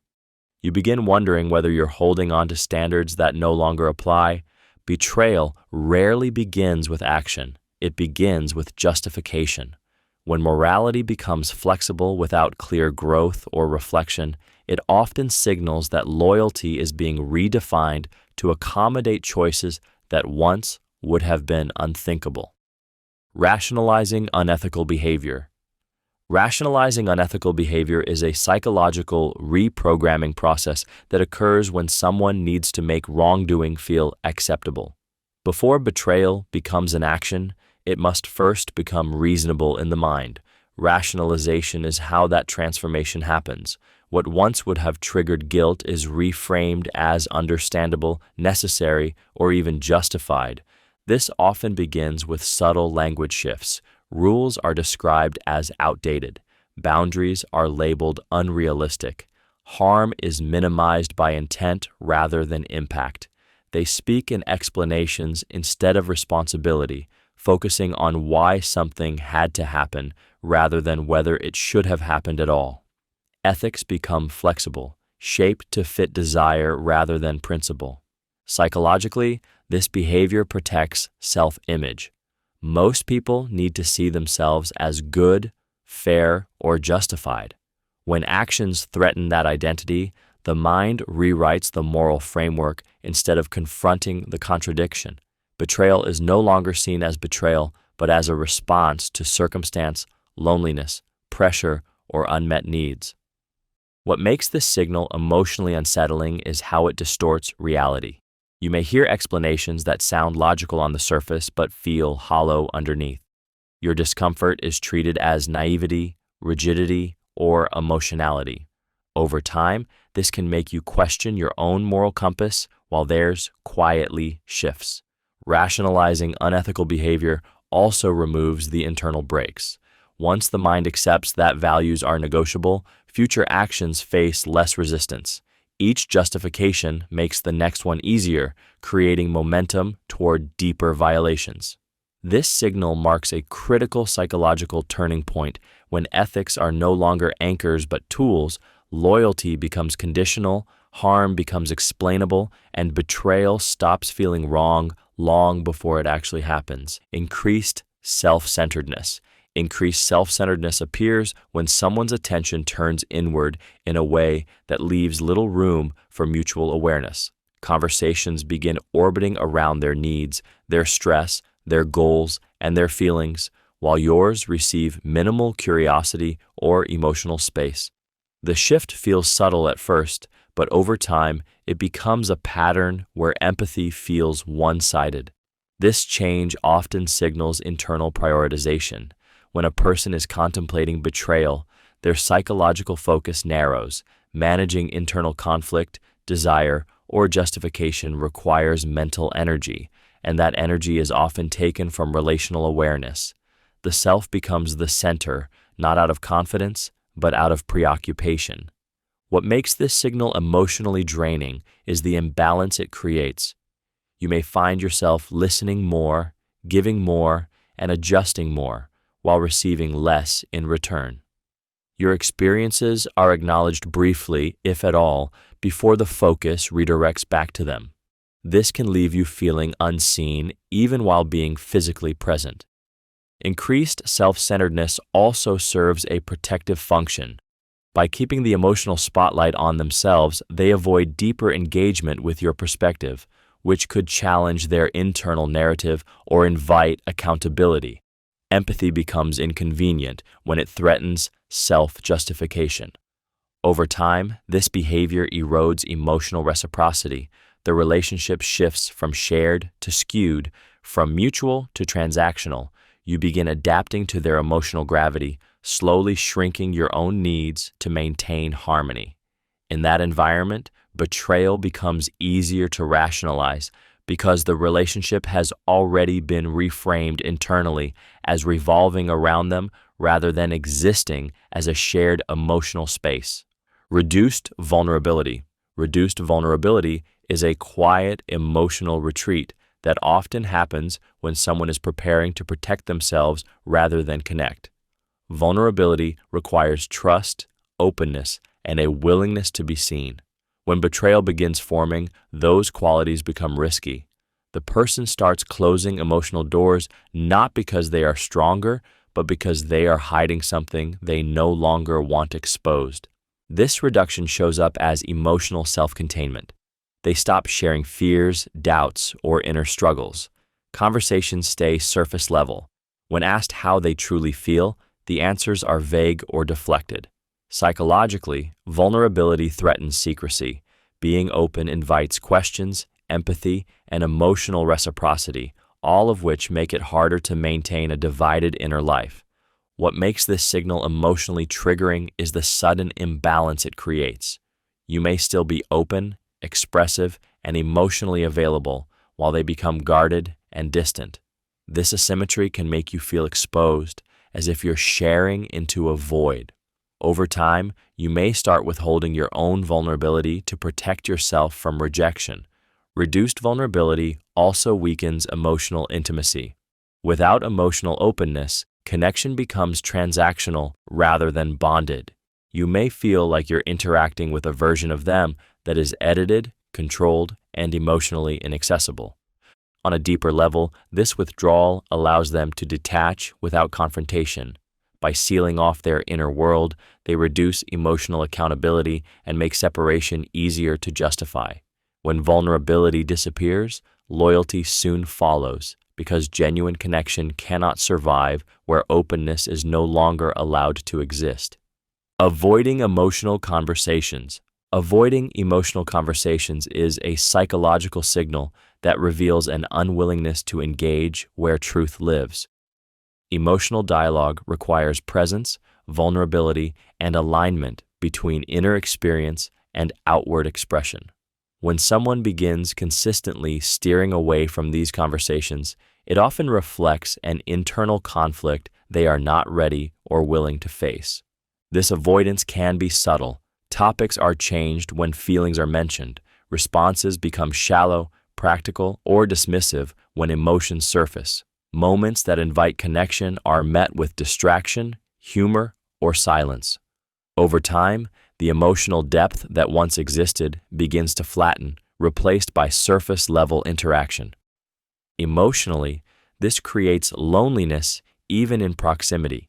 You may find yourself feeling unseen or emotionally stranded, as though the person is physically present but psychologically unreachable. This absence is particularly painful because it deprives you of reassurance, clarity, and mutual understanding, the very elements that sustain trust. Avoiding emotional conversations also functions as self-protection. Emotional honesty increases the risk of exposure. It invites questions, reflection, and accountability. When someone is harboring conflicting feelings or hidden intentions, emotional conversations feel dangerous, not because they are harmful, but because they threaten concealment. What makes this signal so destabilizing is the way it silences resolution. Issues remain unspoken, tensions remain unresolved, and assumptions quietly replace clarity. You may stop initiating these conversations altogether, learning that emotional openness leads nowhere. Betrayal thrives in emotional avoidance. When feelings are consistently bypassed, connection weakens, truth stays hidden, and the relationship becomes a place where silence protects secrets more than words protect trust. Being overly agreeable to avoid scrutiny. Being overly agreeable to avoid scrutiny is a psychological camouflage strategy that appears when someone is trying to stay beneath the surface. Agreement becomes a way to prevent attention, reduce questioning, and keep conversations from going deeper than they can safely manage. Instead of engaging honestly, they smooth everything over. This behavior often looks like sudden compliance. They agree quickly, avoid disagreement, and offer reassurance without substance. On the surface, this can feel pleasant or cooperative, but psychologically, excessive agreeableness is not about harmony. It is about risk management. The less friction there is, the fewer opportunities there are for probing questions or emotional exposure. The mind uses agreeableness as a distraction. By aligning with you too easily, they redirect focus away from themselves. Conflict invites scrutiny. Disagreement invites discussion. Agreement ends the conversation. This allows them to maintain control over what is explored and what remains hidden. What makes this signal emotionally disorienting is the lack of depth it creates. Conversations feel resolved too quickly. Concerns are acknowledged but not truly addressed. You may feel momentarily soothed, yet strangely unsatisfied, sensing that something important has been bypassed rather than understood. Over time, this pattern erodes trust in a subtle way. You stop feeling met, challenged, or engaged. Emotional exchange becomes shallow, transactional, and safe only on the surface. Being overly agreeable is not the same as being aligned. It is often a sign of emotional evasion. When someone chooses smoothness over truth, it suggests there are areas they cannot afford to examine too closely, because what might be revealed would disrupt the stability they are working so hard to maintain. Withholding information. Withholding information is a quiet but deliberate psychological shift where truth is no longer freely offered, only selectively released.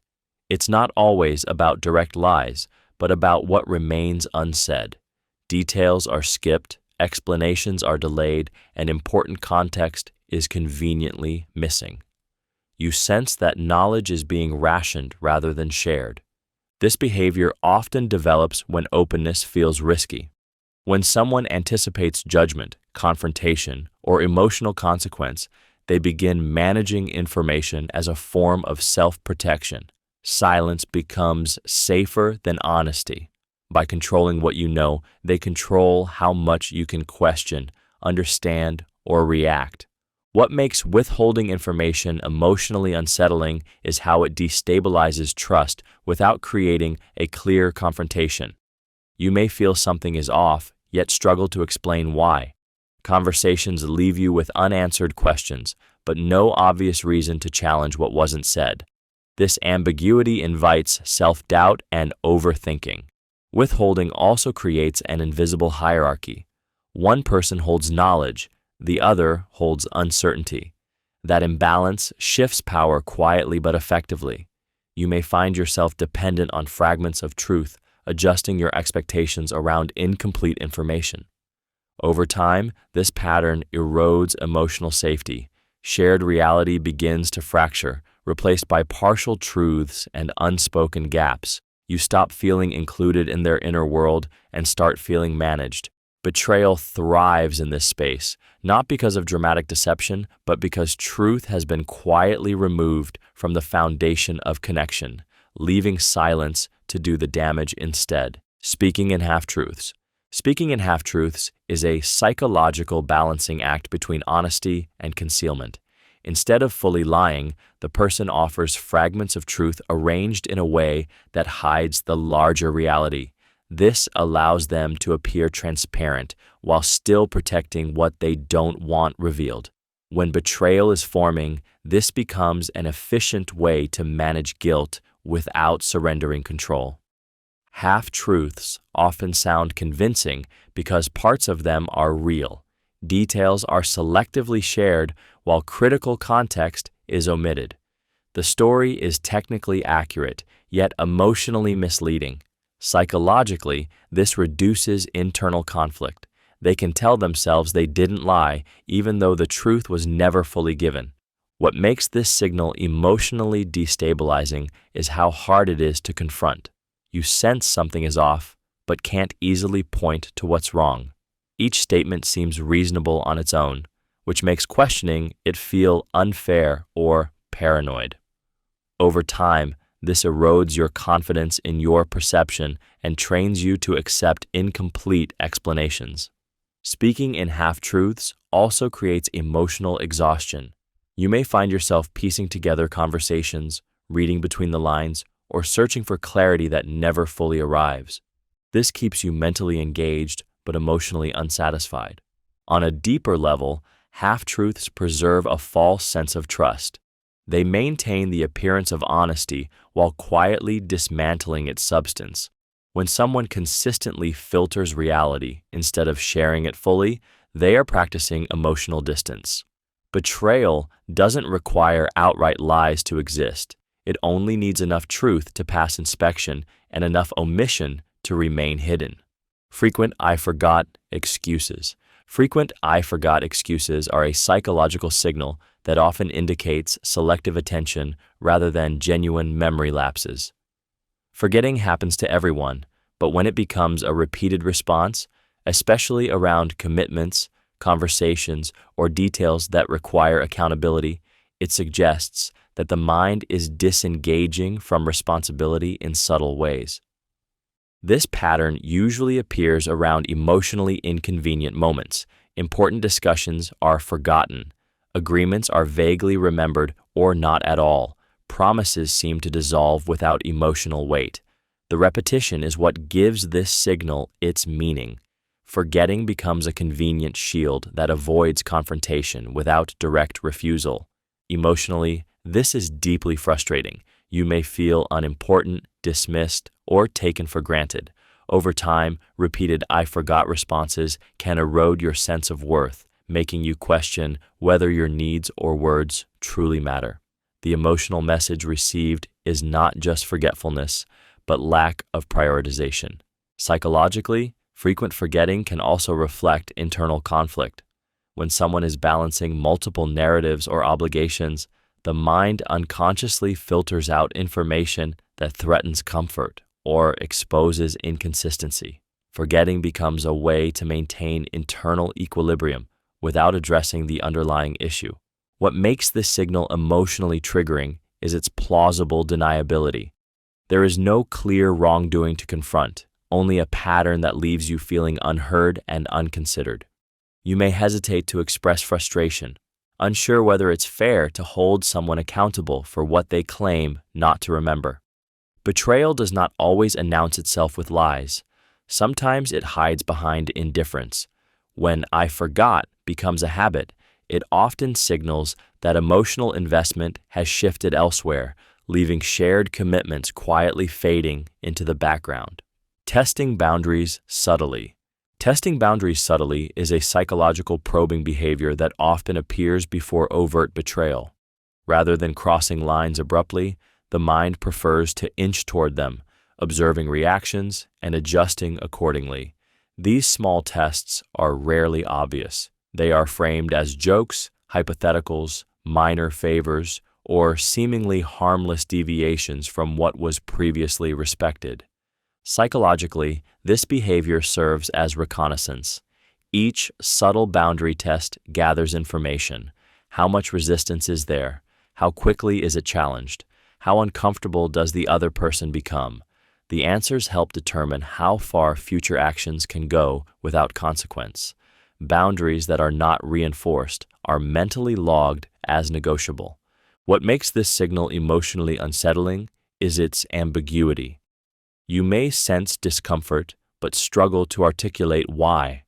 The behavior is just mild enough to make confrontation feel unnecessary or dramatic. As a result, you may let it pass, even though your intuition signals misalignment. Testing boundaries also allows the person to preserve plausible deniability. If challenged, they can minimize, joke, or claim misunderstanding. This protects their self-image while still advancing the boundary slightly forward. Over time, these small shifts compound. What once would have felt unacceptable becomes familiar. The emotional terrain changes gradually, lowering resistance and increasing tolerance. Each unchallenged test normalizes the next one. This behavior is not about curiosity. It is about calibration. When someone tests boundaries subtly, they are measuring how much integrity the relationship can absorb before breaking. Betrayal rarely arrives without warning. It often walks in slowly, step by step, through boundaries that were softened long before they were crossed. Fishing for reassurance excessively. Fishing for reassurance excessively occurs when someone seeks constant confirmation of their goodness, loyalty, or value, often without clear reason. They may ask if you trust them, if you're happy, or if you think they're a good person, repeating these questions in ways that feel anxious rather than affectionate. The reassurance they seek never seems to last. This behavior often signals internal guilt or uncertainty. When someone's actions or thoughts are drifting away from their values, their self-image becomes unstable. Instead of confronting the source of that instability, they look outward for validation. Your reassurance becomes a temporary emotional anesthetic, soothing discomfort they aren't ready to face honestly. What makes this signal emotionally draining is the hidden burden it places on you. You may feel responsible for stabilizing their emotions, even though you don't understand why reassurance is suddenly needed so often. Over time, this can make you feel like you're managing their conscience rather than sharing a relationship. Excessive reassurance seeking also subtly reverses accountability. By positioning themselves as insecure or misunderstood, they shift attention away from their behavior and toward your role in making them feel safe. This discourages deeper questioning and keeps conversations centered on comfort rather than truth. As this pattern continues, reassurance loses its meaning. No amount of validation satisfies the underlying conflict. You may begin to feel emotionally used, offering thoughtfulness that never resolves anything. In that space, betrayal remains hidden behind vulnerability, protected by the very reassurance meant to strengthen trust, but instead quietly sustaining its erosion. Loss of shared humor. Loss of shared humor is a subtle emotional fracture that often goes unnoticed until the connection already feels thinner. Shared humor is not just about laughter, it is a private language built from mutual understanding, timing, and emotional safety. When that humor fades, it signals that the emotional rhythm between you has fallen out of sync. This change often appears gradually. Jokes that once landed now fall flat. Playful teasing is met with blank expressions or mild irritation. Moments that once invited laughter are treated seriously or ignored altogether. Psychologically, humor requires presence and emotional attunement. When someone begins detaching, they lose the spontaneity needed to share that lightness.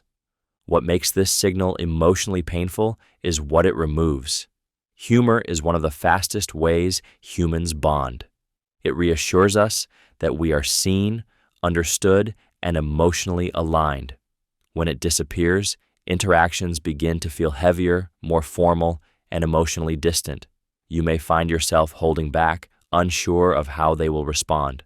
Loss of shared humor also reflects a shift in emotional investment. Laughter requires effort without obligation. When someone is emotionally withdrawing, they often stop investing in moments that don't serve a purpose beyond connection itself. Over time, the absence of humor creates a quieter kind of loneliness. Conversations feel functional rather than joyful. The relationship becomes about logistics instead of shared experience. When laughter fades, it signals that the emotional bond is loosening, making room for distance and secrecy. Betrayal doesn't always arrive through conflict. Sometimes it enters through the slow disappearance of joy. Decreased emotional responsiveness. Decreased emotional responsiveness is a psychological signal that reveals emotional withdrawal in its earliest, quietest form. It is not about what is said, but about what no longer comes back to you. Reactions that once felt warm, immediate, and engaged become delayed, muted, or absent altogether. Your emotions land, but they no longer echo. This shift often begins subtly. Excitement is met with neutral acknowledgement. Distress receives minimal comfort. Moments that once sparked connection now feel like they disappear into a void. The person is present, yet emotionally distant, as if their inner world is slowly closing its doors. Emotionally, this creates a profound sense of isolation. Humans rely on emotional feedback to feel seen and safe. When responsiveness fades, you may start amplifying your feelings just to be noticed or suppressing them to avoid disappointment. Either response pulls you away from your authentic emotional state. Decreased responsiveness often reflects divided emotional attention. When someone's emotional energy is invested elsewhere, internally or externally, the capacity to respond meaningfully diminishes. They are not necessarily cold, they are preoccupied, detached, or emotionally redirected. What makes this signal particularly painful is its ambiguity. There is no argument, no rejection, only absence. You may struggle to articulate what feels wrong because nothing overt has happened, yet the connection feels thinner, less alive. Betrayal often begins with emotional departure. When emotional responsiveness declines, it signals that the bond is no longer being actively maintained. The body remains, the words remain, but the emotional presence, the glue of trust and intimacy, has already started to dissolve. Becoming hard to reach. Becoming hard to reach is a psychological distancing behavior that often signals a shift in emotional availability. Accessibility is one of the clearest indicators of priority. When someone begins to delay responses, miss calls, or regularly become unavailable without clear explanation, it suggests that their attention is being redirected elsewhere. This change rarely happens all at once. Response times stretch. Messages go unanswered longer than they used to. Availability becomes inconsistent and unpredictable. Each instance seems minor, but together they form a pattern of absence that feels increasingly intentional. Psychologically, this behavior reduces accountability. Being unreachable creates space where questions cannot be asked and explanations cannot be demanded. It allows the person to operate without immediate emotional consequences.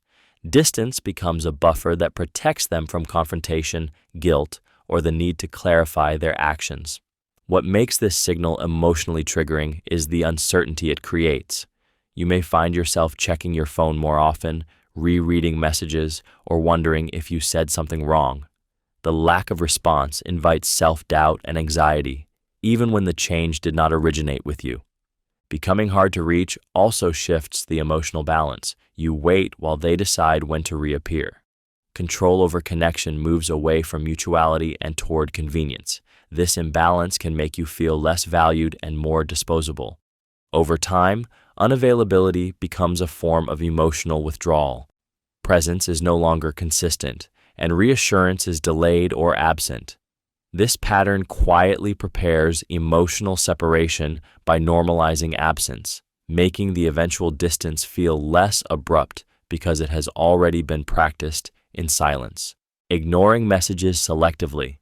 Ignoring messages selectively is a modern form of emotional control that creates distance without open confrontation. Messages go unanswered, not because they're unseen, but because responding feels inconvenient or risky.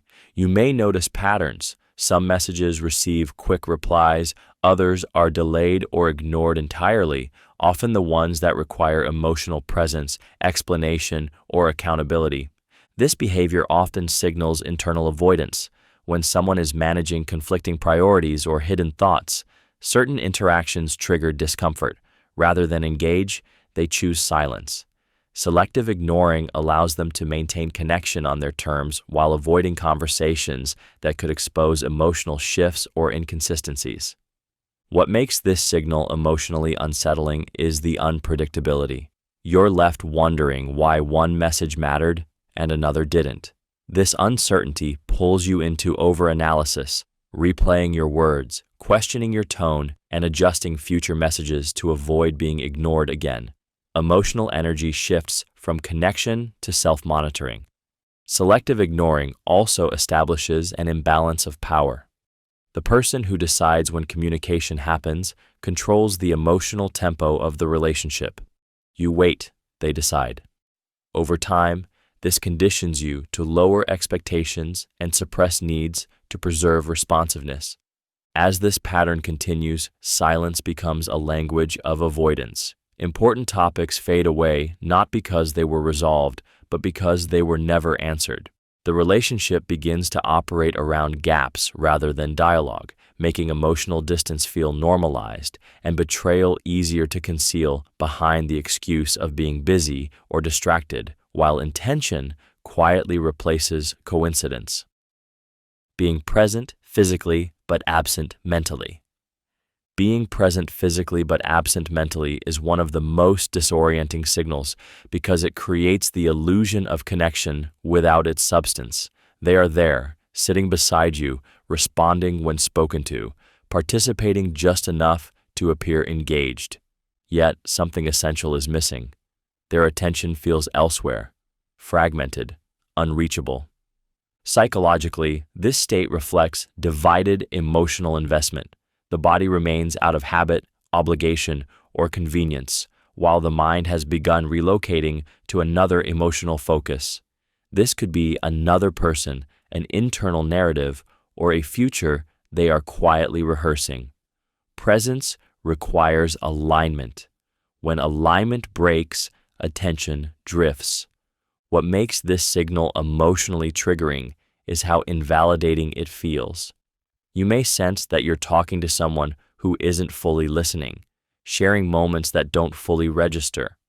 This can make you feel invisible, as though your words are landing in empty space.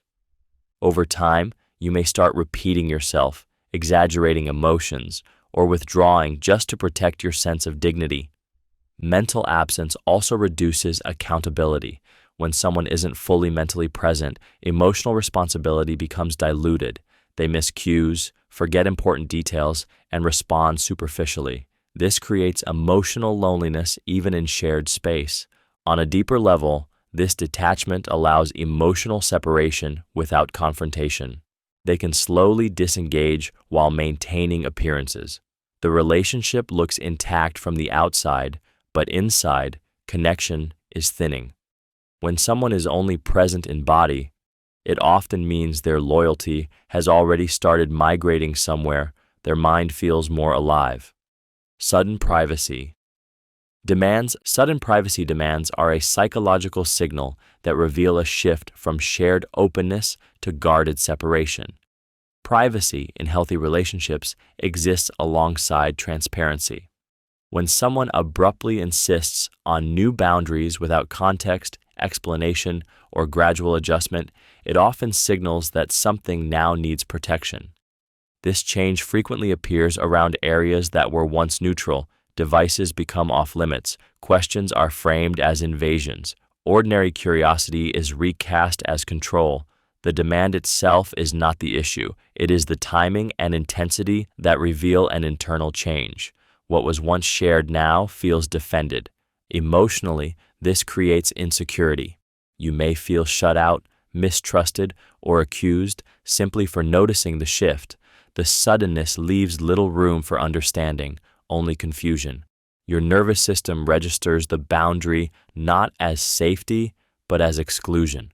Psychologically, sudden privacy demands function as a shield. They create distance between behavior and accountability.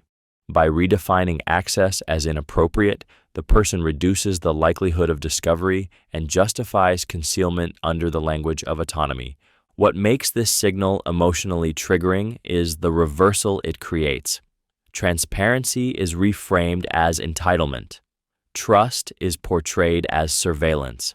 This inversion destabilizes the relationship, leaving you unsure what is reasonable to ask or expect. Over time, these demands normalize emotional distance. You stop inquiring, not because curiosity disappears, but because questioning feels risky. Silence replaces dialogue. Betrayal requires protected space. Sudden privacy demands carve out that space psychologically first, teaching the mind that secrecy can be defended as self-respect while connection quietly erodes behind closed boundaries. Treating trust as a burden. Treating trust as a burden is a psychological shift that occurs when someone no longer wants the responsibility that trust demands. Trust requires consistency, transparency, and consideration. When a person begins to experience those expectations as pressure rather than privilege, it signals a growing internal resistance to accountability. This often appears in subtle complaints. They speak about feeling monitored, constrained, or suffocated, even when no control is being exerted. Ordinary expectations are reframed as demands. Openness becomes too much, and reassurance is treated as exhausting. The language shifts from shared responsibility to personal inconvenience. Psychologically, this happens when trust conflicts with hidden intentions. Transparency threatens secrecy. Reliability threatens flexibility. To preserve freedom of action, the mind recasts trust as unreasonable rather than necessary. The problem is no longer their behavior, but the expectation that they should be trustworthy at all. What makes this signal emotionally destabilizing is the guilt it places on you. You may begin minimizing your needs, apologizing for seeking clarity, or questioning whether trust itself is unfair. The emotional standard quietly drops, not because it should, but because maintaining it creates tension. Treating trust as a burden also alters the power dynamic. They position themselves as constrained by your expectations, while you are framed as asking for too much. This reframing allows them to justify distance and secrecy without appearing overtly disloyal. When trust becomes framed as an obstacle rather than a foundation, loyalty begins to feel optional. This psychological shift clears the internal path for betrayal by redefining integrity as restriction and freedom, as something that must be protected from closeness rather than built through it. Increased stress with no clear cause. Increased stress with no clear cause often appears when someone is mentally carrying more than they are willing to share. They seem tense, distracted, or on edge, yet can't point to a specific reason why. Their energy feels compressed, as if they're constantly bracing for something, even during calm moments. This kind of stress usually comes from internal pressure rather than external circumstances. When a person is juggling hidden thoughts, secrets, or conflicting desires, the nervous system stays activated. The mind is busy monitoring behavior, maintaining consistency, and anticipating exposure. That constant vigilance creates strain that eventually surfaces as irritability, fatigue, or emotional withdrawal. What makes this signal emotionally triggering is the way it disrupts connection. You may sense their tension and try to help, only to be met with vague responses or dismissal. This can leave you feeling shut out, concerned, and helpless at the same time. The lack of explanation creates a gap where empathy has nowhere to land. Unexplained stress also changes the emotional atmosphere. Simple interactions feel heavier. Light moments disappear. You may find yourself walking carefully, trying not to add to their burden, even though you don't understand what you're avoiding. This slowly shifts the relationship dynamic toward caution instead of comfort. Over time, increased stress without clarity becomes a warning signal of internal conflict. When someone's emotional load grows but their openness shrinks, the pressure has to go somewhere. Often, it leaks out in ways that strain trust and intimacy, revealing that something beneath the surface is demanding far more energy than they are willing to admit. Overreacting to innocent questions. Overreacting to innocent questions is a psychological alarm that sounds when curiosity collides with something someone is trying to protect. The question itself is rarely the issue. It is what the question threatens to uncover. When simple, neutral inquiries trigger irritation, anger, or exaggerated defensiveness, it suggests that the person is guarding more than they are willing to admit. Psychologically, this reaction comes from anticipation rather than accusation. The mind interprets even harmless curiosity as danger because it brushes against hidden territory. Instead of answering calmly, the nervous system activates, pushing the person into fight mode. The emotional intensity of the response far outweighs the simplicity of the question. What makes this signal emotionally unsettling is how quickly it shifts the atmosphere. A conversation that felt safe suddenly feels volatile. You may feel shocked, confused, or even ashamed for asking something reasonable. This conditions you to hesitate, to second-guess yourself, and eventually to stop asking questions altogether. Over time, this pattern creates emotional silence. You learn that curiosity has consequences, and clarity comes at a cost. This protects secrecy while placing emotional strain on you because unanswered questions don't disappear, they accumulate. On a deeper level, overreacting serves as a deterrent. It teaches you that certain topics are off limits without ever explicitly saying so. This allows betrayal to stay hidden behind emotional intensity rather than logic. When someone reacts too strongly to harmless questions, it often means the truth is too close for comfort, and fear, not innocence, is driving the response. Changing communication patterns. Changing communication patterns are a psychological signal that reveal internal realignment before it becomes visible externally. Communication is one of the most stable behavioral rhythms in close relationships. When that rhythm shifts without explanation, it often reflects a change in emotional availability, priorities, or focus. This change can appear in many forms. Messages become shorter, delayed, or less expressive. The tone shifts from warm to neutral, from curious to functional. Calls that once felt engaging now feel rushed or infrequent. Even when contact still exists, its texture is different, thinner, less emotionally invested. Emotionally, this creates unease.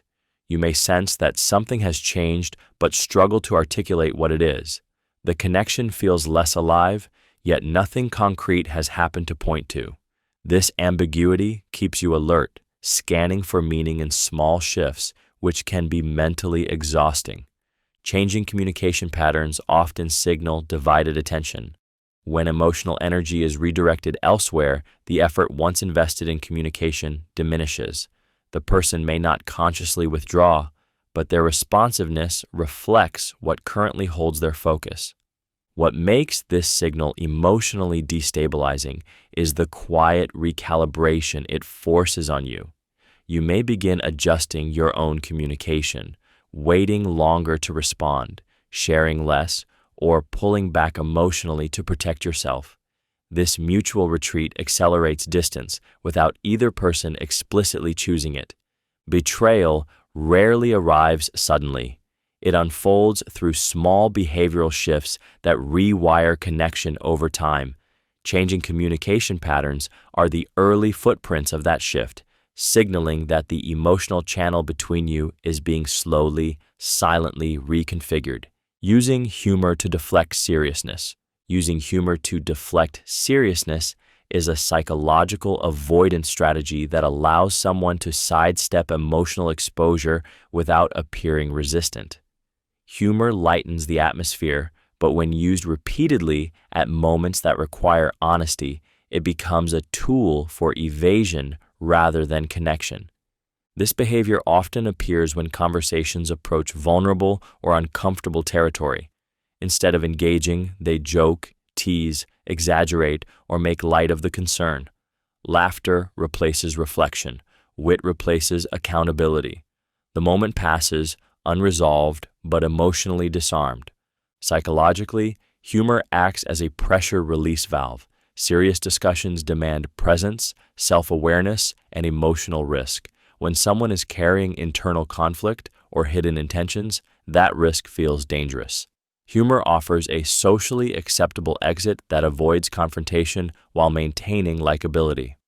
What makes this signal emotionally disorienting is the confusion it creates. You may feel momentarily eased, yet subtly dismissed. The issue remains, but addressing it again feels harder, almost heavy, as if you are disrupting something lighthearted or overreacting to just a joke. Over time, this pattern trains avoidance. Important conversations lose momentum. Emotional depth is replaced by surface interaction. You may stop bringing up concerns altogether, sensing that seriousness will never be met with seriousness. Using humor this way also protects secrecy. It keeps discussions shallow and prevents sustained focus on topics that could reveal misalignment. While humor can strengthen bonds, deflective humor does the opposite. It signals that certain truths cannot be approached directly, and when honesty becomes something to laugh away, emotional distance quietly takes its place. Avoiding accountability language. Avoiding accountability language is a subtle but powerful psychological shift where responsibility quietly disappears from someone's words.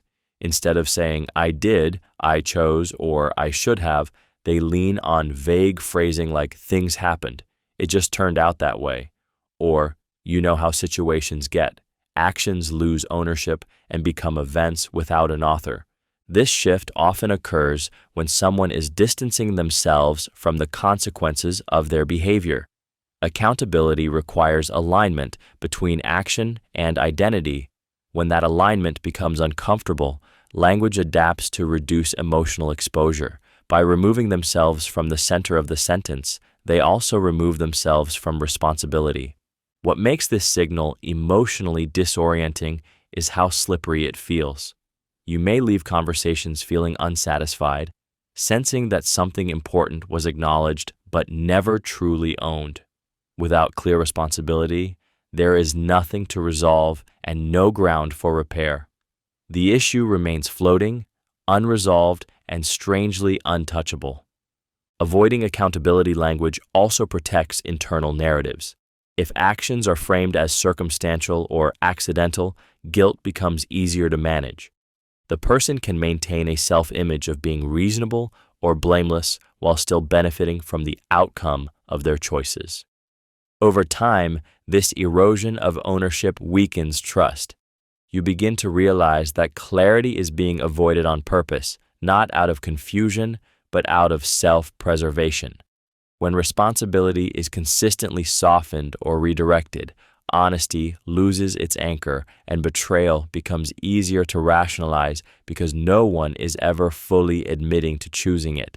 Speaking in absolutes defensively is a psychological attempt to shut down uncertainty by force. Words like always, never, nothing, and everyone appear when someone wants to end a conversation rather than explore it. When betrayal is forming, nuance becomes dangerous because nuance invites examination. Absolutes feel safer because they leave no room for follow-up. This pattern often emerges during moments of tension or questioning. Instead of addressing the specific issue, the person escalates the language. A single concern is reframed as an attack on their entire character. By exaggerating the scope, they redirect attention away from the original topic and toward defending an extreme position. Psychologically, absolutes provide emotional armor. They simplify complex situations into rigid statements that protect the person from vulnerability. If something is framed as never happening or always being true, it discourages further inquiry. Challenging an absolute feels exhausting and often pointless, which is exactly why it's used. What makes this signal emotionally triggering is how invalidating it feels. Your experience is erased by language that leaves no space for your perspective. You may feel dismissed, misunderstood, or silenced, even though you were trying to communicate honestly. Over time, this style of communication reshapes the relationship. Conversations become polarized rather than collaborative. Emotional safety erodes because expressing uncertainty or concern is met with verbal walls instead of openness.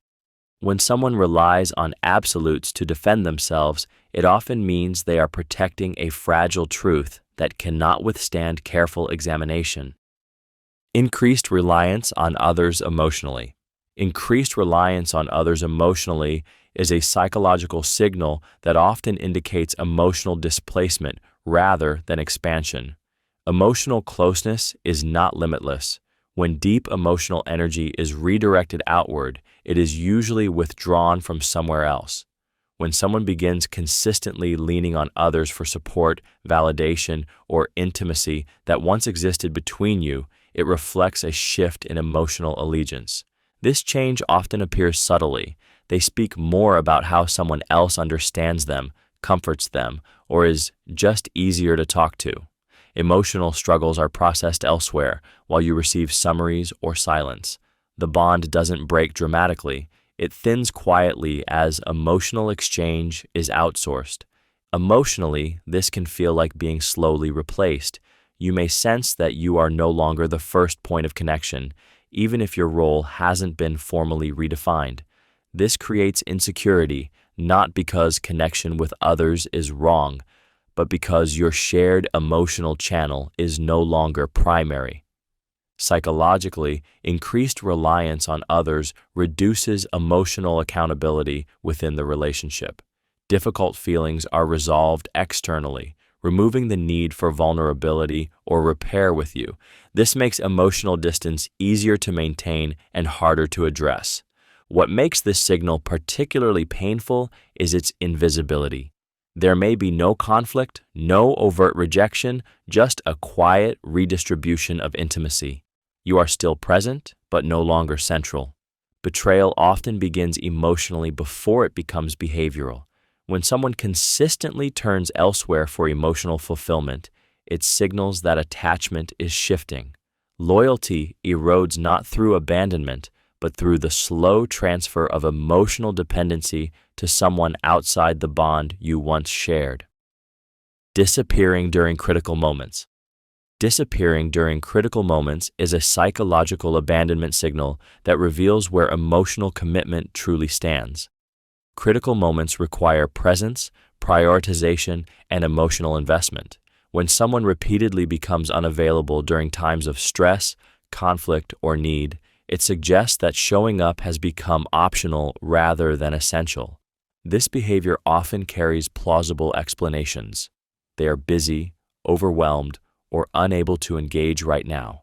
Yet the timing is what matters. Their absence aligns not with inconvenience, but with moments that demand accountability, support, or difficult conversation. When stakes rise, they vanish. Psychologically, this is an avoidance response. Critical moments force alignment between words and actions. They demand emotional labor and clarity. For someone internally conflicted or preparing to detach, these moments feel threatening. Disappearing provides escape without confrontation, allowing them to postpone responsibility indefinitely. What makes this signal deeply emotionally triggering is the sense of abandonment it creates. You are left managing stress, pain, or uncertainty alone, often questioning whether your needs are valid or excessive. The absence hurts more because it occurs when presence matters most. Over time, this pattern reshapes expectations. You stop relying on them. You brace for solitude in moments where partnership should exist. Emotional independence becomes a defense rather than a choice. Disappearing during critical moments also normalizes emotional withdrawal. Absence becomes familiar.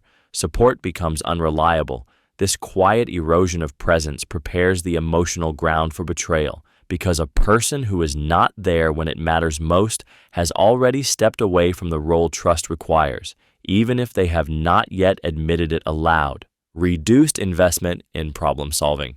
Reduced investment in problem solving appears when someone stops trying not because the issue is unsolvable, but because their emotional commitment has already shifted.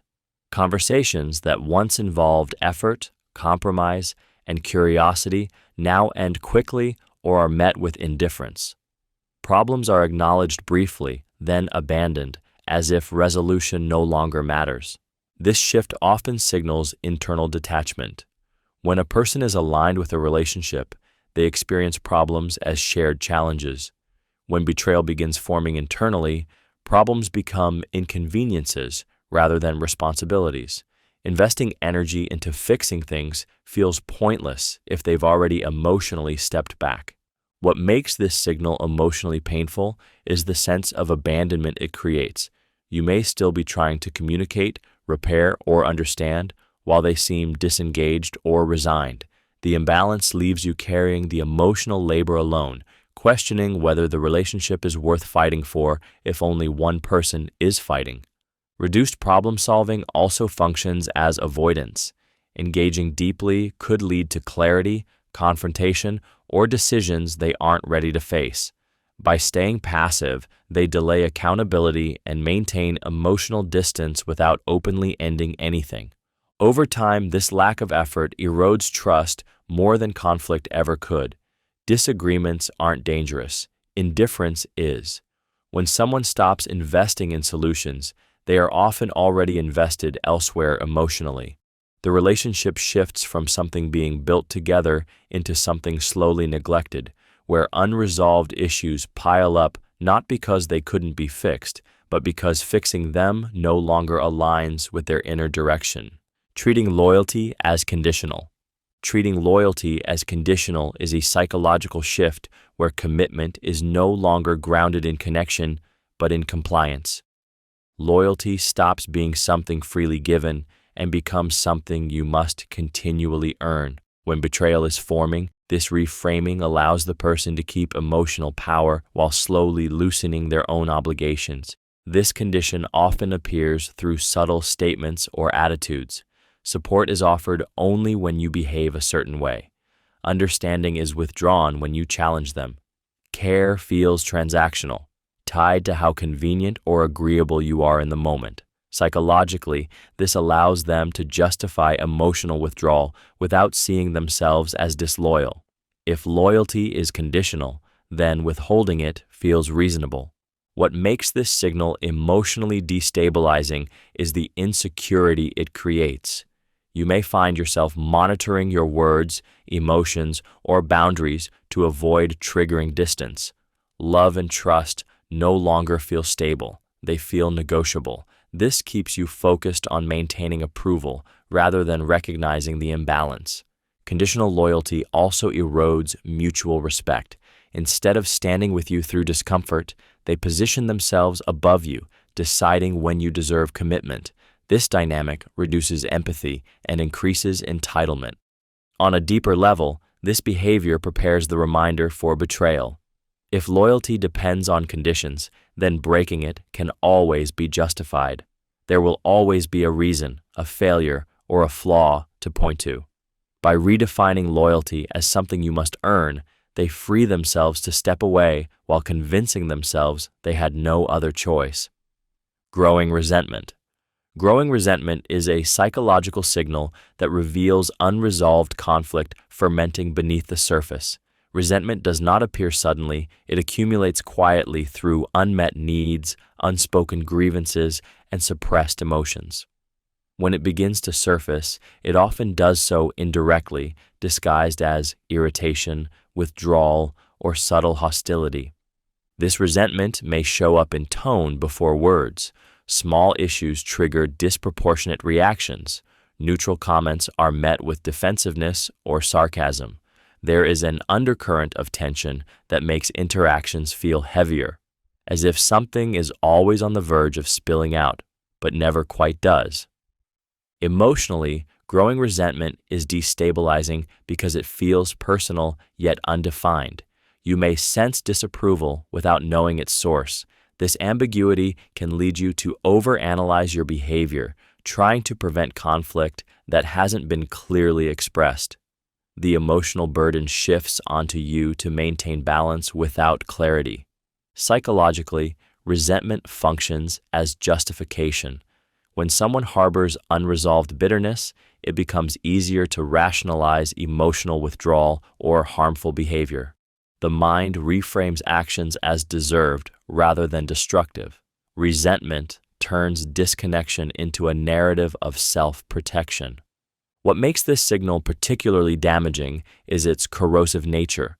Unlike anger, which seeks release, resentment lingers. It slowly erodes empathy, patience, and goodwill. The relationship continues, but warmth is replaced by obligation or tolerance. Betrayal often grows in resentful soil. When grievances are left unspoken and unresolved, emotional bonds weaken. Resentment creates emotional distance while preserving surface normalcy, allowing disloyal thoughts and justifications to take root without immediate resistance. Contemptuous micro-expressions. Contemptuous micro-expressions are fleeting emotional leaks that reveal what words are trying to hide. They appear for a fraction of a second. A subtle eye roll, a tightened lip, a smirk of superiority, a flash of disgust, often gone before you can consciously register them. Yet, emotionally, they land with force. You feel them before you understand them.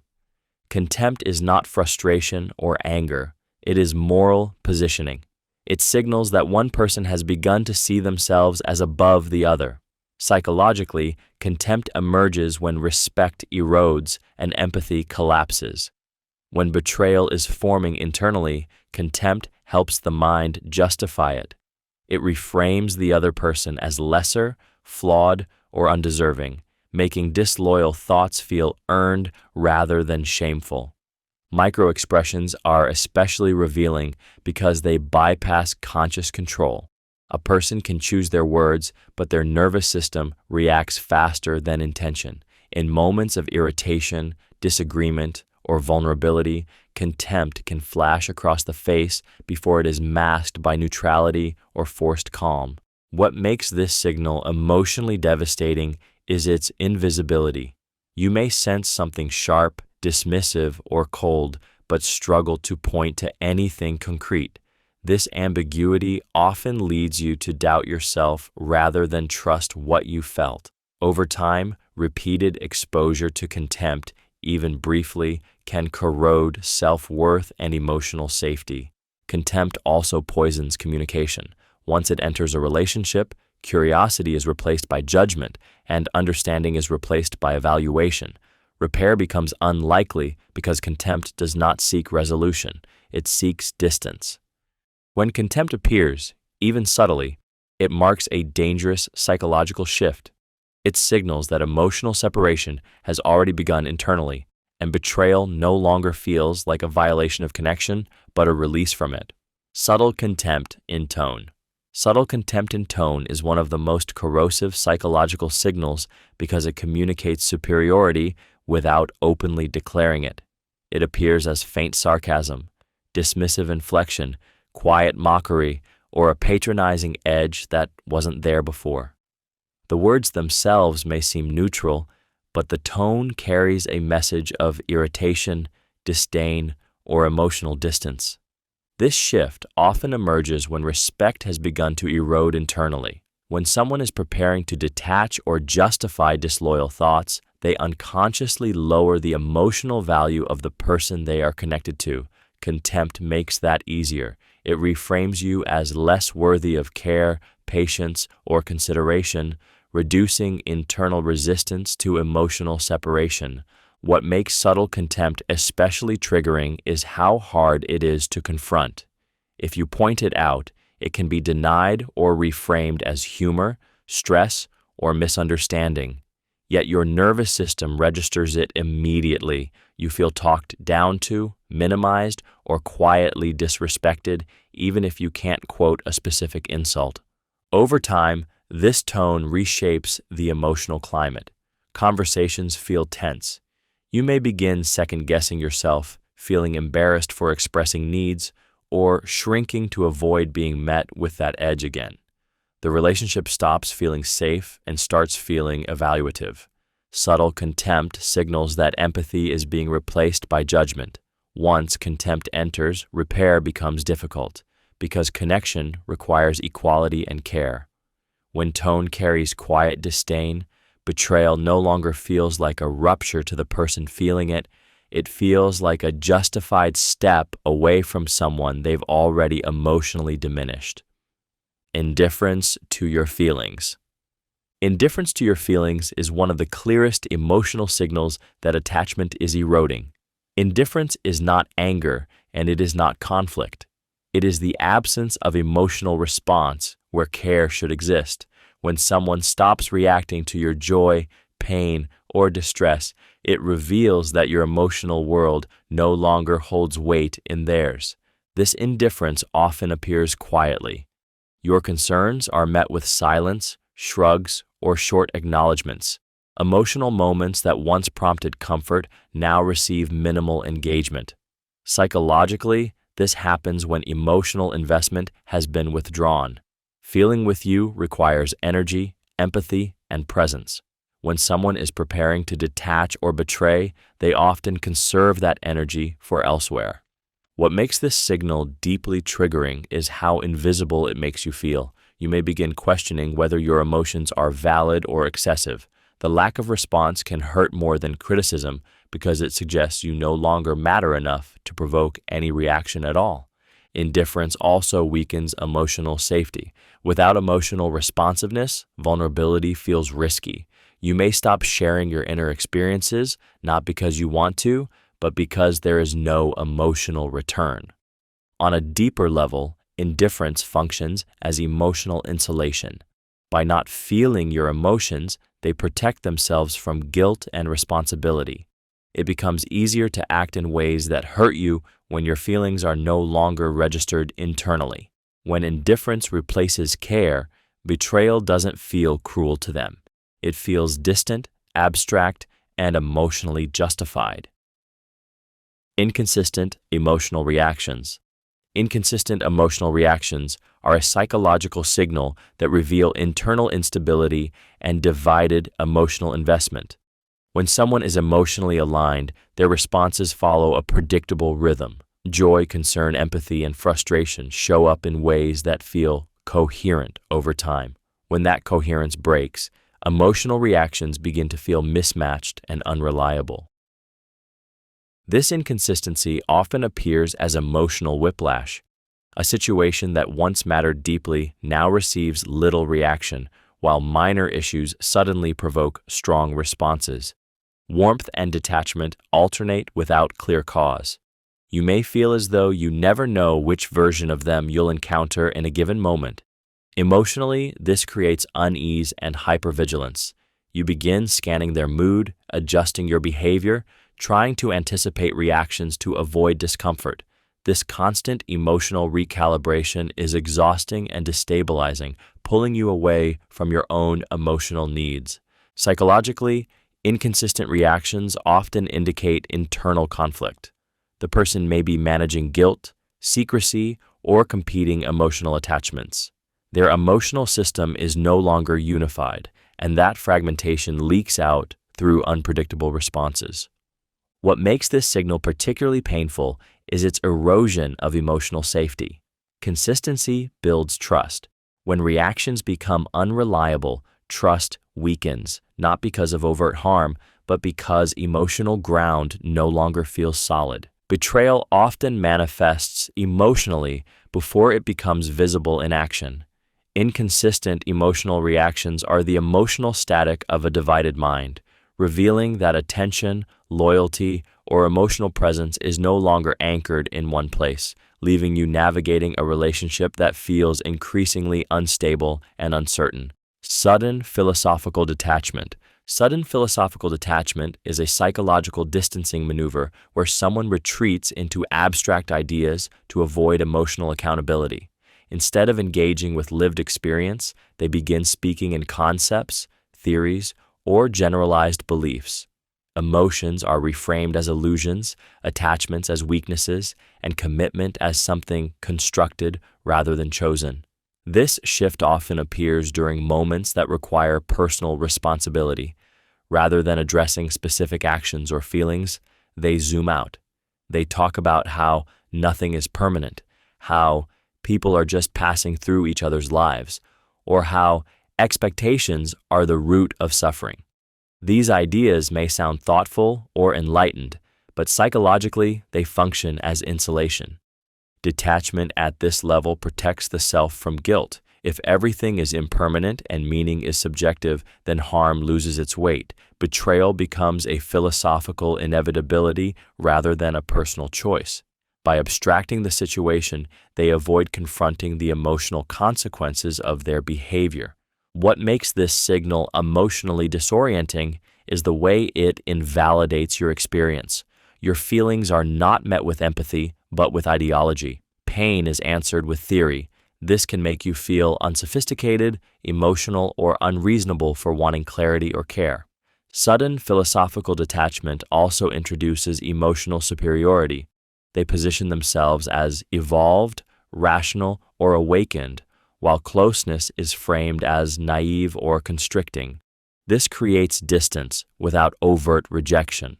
This behavior marks a critical internal shift. When someone replaces emotional presence with intellectual distance, they are stepping out of relationship and into self-protection. Betrayal becomes easier when connection is reduced to an idea rather than a lived bond, because ideas can be abandoned without remorse. Avoiding shared spaces. Avoiding shared spaces is a behavioral expression of emotional withdrawal. It shows up as subtle changes in routine, spending more time elsewhere, choosing separate rooms, altering schedules, or finding reasons not to be in the same physical environment. The avoidance doesn't come with explanation. It simply becomes the new normal. Shared spaces represent closeness, familiarity, and unfiltered presence. When someone begins to avoid them, it often reflects discomfort with intimacy rather than a need for solitude. Being physically near you requires emotional consistency. When that consistency is missing, proximity feels exposing. This behavior often develops when someone is trying to manage internal conflict.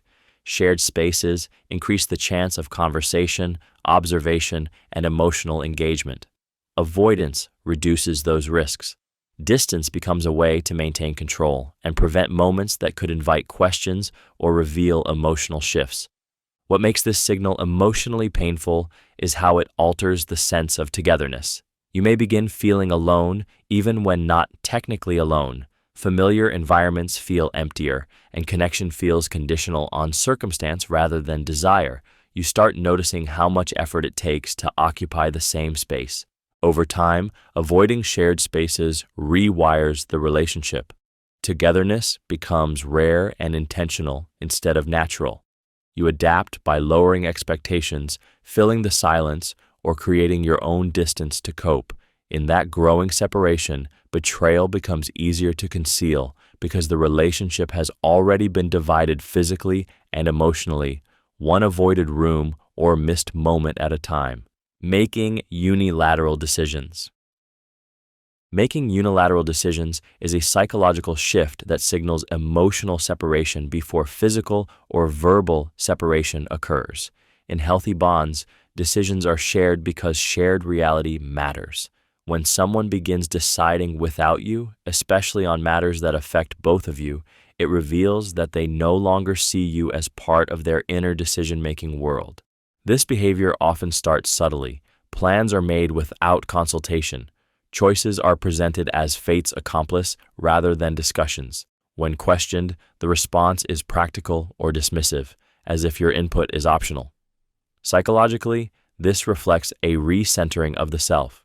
Their priorities, desires, and future are being organized independently. What makes this signal emotionally triggering is the loss of agency it creates. You may feel sidelined, powerless, or suddenly irrelevant in situations where you once had a voice.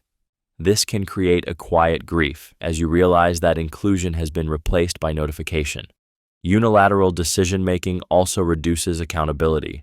When someone stops collaborating, they stop emotionally considering how choices affect you. This makes it easier to justify decisions that benefit them while disadvantaging the relationship.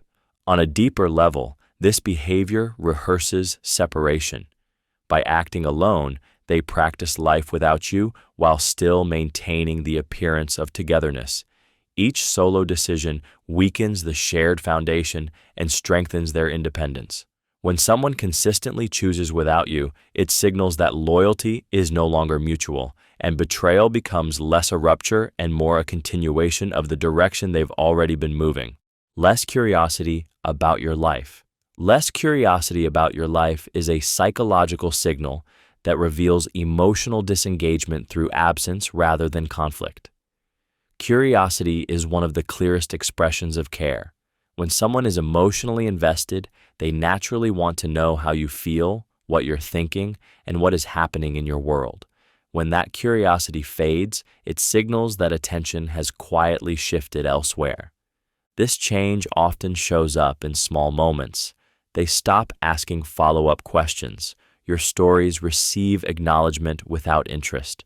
Important events in your life are remembered vaguely or not at all. The exchange becomes one-sided, where you listen more than you are listened to. Emotionally, this can feel deeply invalidating. Being known is a core human need, and curiosity is how that knowing is sustained. When it disappears, you may begin to feel invisible or emotionally unnecessary, even if the relationship technically continues. Psychologically, reduced curiosity reflects emotional withdrawal. Attention is a limited resource. When it is consistently directed away from you, it often indicates that emotional energy is being invested elsewhere, whether internally or externally. The bond weakens not because of hostility, but because of neglect. What makes this signal particularly painful is its quietness. There is no argument to address, no behavior to confront directly. The absence of interest is harder to name, yet more revealing than overt rejection. Betrayal often begins with emotional detachment. When curiosity about your inner world fades, it signals that the emotional thread connecting you is thinning, leaving space for disconnection to deepen while you are left wondering when you stopped being someone they wanted to truly know. Becoming transactional. Becoming transactional is a psychological shift where connection is replaced by calculation. Relationships thrive on goodwill, generosity, and unspoken care. When someone begins measuring interactions in terms of exchange, what they give versus what they get, it signals that emotional investment is being withdrawn and replaced with self-interest. This change often reveals itself quietly. Support comes with conditions. Effort is offered only when it benefits them. Acts of care are followed by expectations, reminders, or subtle tallies. What once felt freely given now feels negotiated, as if every interaction carries an invisible invoice. Psychologically, transactional behavior reduces vulnerability. Genuine connection requires trust and emotional exposure. When someone is preparing to detach or justify disloyalty, turning the relationship into a series of exchanges creates emotional distance. It reframes the bond as a contract rather than a commitment.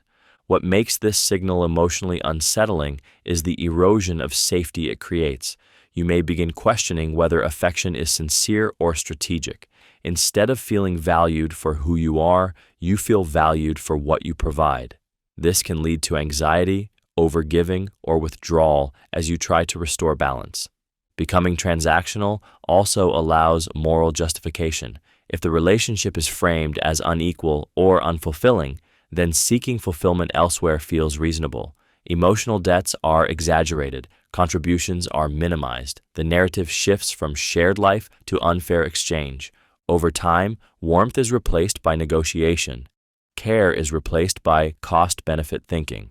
This psychological shift makes betrayal easier because loyalty no longer feels like devotion, but like a transaction that can be canceled once it stops paying the desired return. Emotionally checking out. Emotionally checking out is the moment presence becomes hollow. The person is there in body, in routine, in obligation, but not in feeling. Their responses are minimal, their reactions muted, and their engagement feels delayed or absent. You may speak and be heard, but not truly received. This shift happens when emotional investment has already been withdrawn internally. Rather than confronting conflict or making decisions, the mind chooses disengagement. It's a psychological exit that avoids accountability while maintaining appearances. By checking out emotionally, they no longer have to feel the weight of connection, guilt, or responsibility. What makes this signal deeply unsettling is the loneliness it creates inside the relationship itself. You may find yourself trying harder to spark emotion, to provoke reaction, or to feel something real again. The absence feels colder than anger because anger still implies care. Emotional numbness does not. Emotionally checking out also protects internal narratives. If they don't feel deeply, they don't have to question why. Detachment becomes a buffer against self-reflection. Your needs, pain, or concern can be acknowledged intellectually without being felt emotionally. Over time, this emotional absence reshapes the dynamic. You begin grieving the connection while it technically still exists. The relationship becomes a shell, familiar but empty. Betrayal doesn't always arrive as a sudden act. Sometimes it follows a long emotional departure, where one person has already left in every way that matters, leaving the other to slowly realize they're alone with someone who has already gone. Downplaying commitments. Downplaying commitments is a psychological softening of responsibility that often appears before loyalty is broken outright. Commitments represent intention, continuity, and accountability. When someone begins minimizing their importance, they are quietly loosening the emotional ties that bind them to you. This behavior shows up in language first. Promises are reframed as not a big deal. Plans that once mattered are treated as flexible or optional. Shared goals are spoken about with detachment or uncertainty. Psychologically, this allows the person to reduce internal pressure. If commitments are insignificant, then breaking them doesn't feel like a violation. What makes this signal emotionally destabilizing is how it erodes trust without confrontation. You may feel foolish for caring, overly sensitive for remembering, or demanding for expecting follow-through. This subtly shifts responsibility onto you for valuing what was once mutual. Downplaying commitments also creates emotional ambiguity. When nothing feels solid, you stop relying on the relationship for stability. You begin bracing for disappointment rather than expecting consistency. This keeps you emotionally guarded while they move with increasing freedom. On a deeper level, minimizing commitments serves as psychological rehearsal. It prepares both of you for the idea that bonds are temporary and obligations are negotiable. By redefining commitment as optional, they create emotional permission to step away without guilt. When commitments lose their weight, loyalty soon follows, because loyalty cannot survive where promises are treated as disposable. Increased deception confidence. Increased deception confidence is a psychological signal that appears when dishonesty no longer feels risky to the person engaging in it. Early deception is often accompanied by anxiety, hesitation, or overcorrection. When deception becomes familiar, those signs fade, replaced by smoother delivery, steadier tone, and a noticeable lack of discomfort. This shift happens as the mind adapts. Repeated deception desensitizes guilt and fear, allowing lies, omissions, or half-truths to be delivered with calm certainty. Stories are told without hesitation. Explanations sound polished rather than thoughtful. The emotional friction that once existed between truth and falsehood begins to dissolve. Emotionally, this is unsettling because confidence is often associated with honesty. When someone lies convincingly, it creates a painful contradiction. You may feel that something is off, yet struggle to justify that feeling because their demeanor appears composed and assured. This disconnect can make you doubt your instincts. Psychologically, increased confidence in deception reflects internal justification. The person has reframed their behavior in a way that preserves their self-image. Once the mind believes the lie is necessary, harmless, or deserved, it no longer signals distress. What makes this signal particularly dangerous is its effectiveness. Confident deception reduces scrutiny. It discourages questions. It creates an illusion of transparency while concealing distortion underneath. Betrayal becomes easier when dishonesty feels safe. Increased deception confidence signals that the internal barrier against lying has weakened, allowing concealment to feel routine rather than morally disruptive, and leaving you navigating a reality shaped by conviction rather than truth. Lack of remorse for small harms. Lack of remorse for small harms is a psychological numbing process that often precedes larger violations. Small harms are moral checkpoints. They test whether empathy, accountability, and care are still active. When someone no longer reacts to these moments with concern or repair, it signals that emotional sensitivity is fading. This often shows up as indifference. Hurtful comments are brushed off. Broken promises are minimized. Minor betrayals of trust are treated as inconveniences rather than wounds. Instead of acknowledgement or apology, you receive justification, dismissal, or silence. Psychologically, remorse requires emotional presence. It demands that a person register the impact of their behavior and feel it. When internal conflict or self-interest begins to dominate, that emotional feedback loop weakens. The mind prioritizes self-protection over relational repair, and empathy becomes optional. What makes this signal emotionally distressing is its subtlety. Because the harms are small, you may question whether your reaction is valid. You may lower your expectations, accept less repair, or tell yourself it's not worth addressing. Over time, this trains you to tolerate disregard. Lack of remorse also rewires moral boundaries. If small harms do not matter, larger ones begin to feel less significant. Each unacknowledged injury becomes a rehearsal for deeper indifference. This pattern does not appear suddenly at the moment of betrayal. It develops gradually as emotional responsiveness dulls. When someone can cause minor pain without pause or regret, it signals that the internal brakes of care are wearing down, making more serious harm psychologically easier to commit without feeling its weight. Emotional numbness toward you. Emotional numbness toward you is not loud or dramatic. It is cold, quiet, and deeply unsettling. Reactions that once carried warmth now feel flat. Your emotions no longer move them the way they used to. Joy, sadness, concern, or vulnerability are met with neutrality, as if they are being observed rather than felt. This numbness often forms as a psychological defense. When someone is suppressing guilt, conflict, or desire that contradicts their values, emotional shutdown becomes a coping mechanism. Feeling less makes it easier to avoid inner discomfort. Unfortunately, that shutdown rarely stays contained. It spreads outward, directly affecting the person closest to them. What makes this signal emotionally painful is how invisible it can feel. There is no argument, no rejection, no clear explanation. You may begin wondering if you're being too sensitive or if your emotions are asking for too much. Over time, this uncertainty chips away at your sense of emotional worth. Emotional numbness also removes emotional feedback loops. When your feelings no longer register, connection weakens, empathy fades, responsiveness disappears.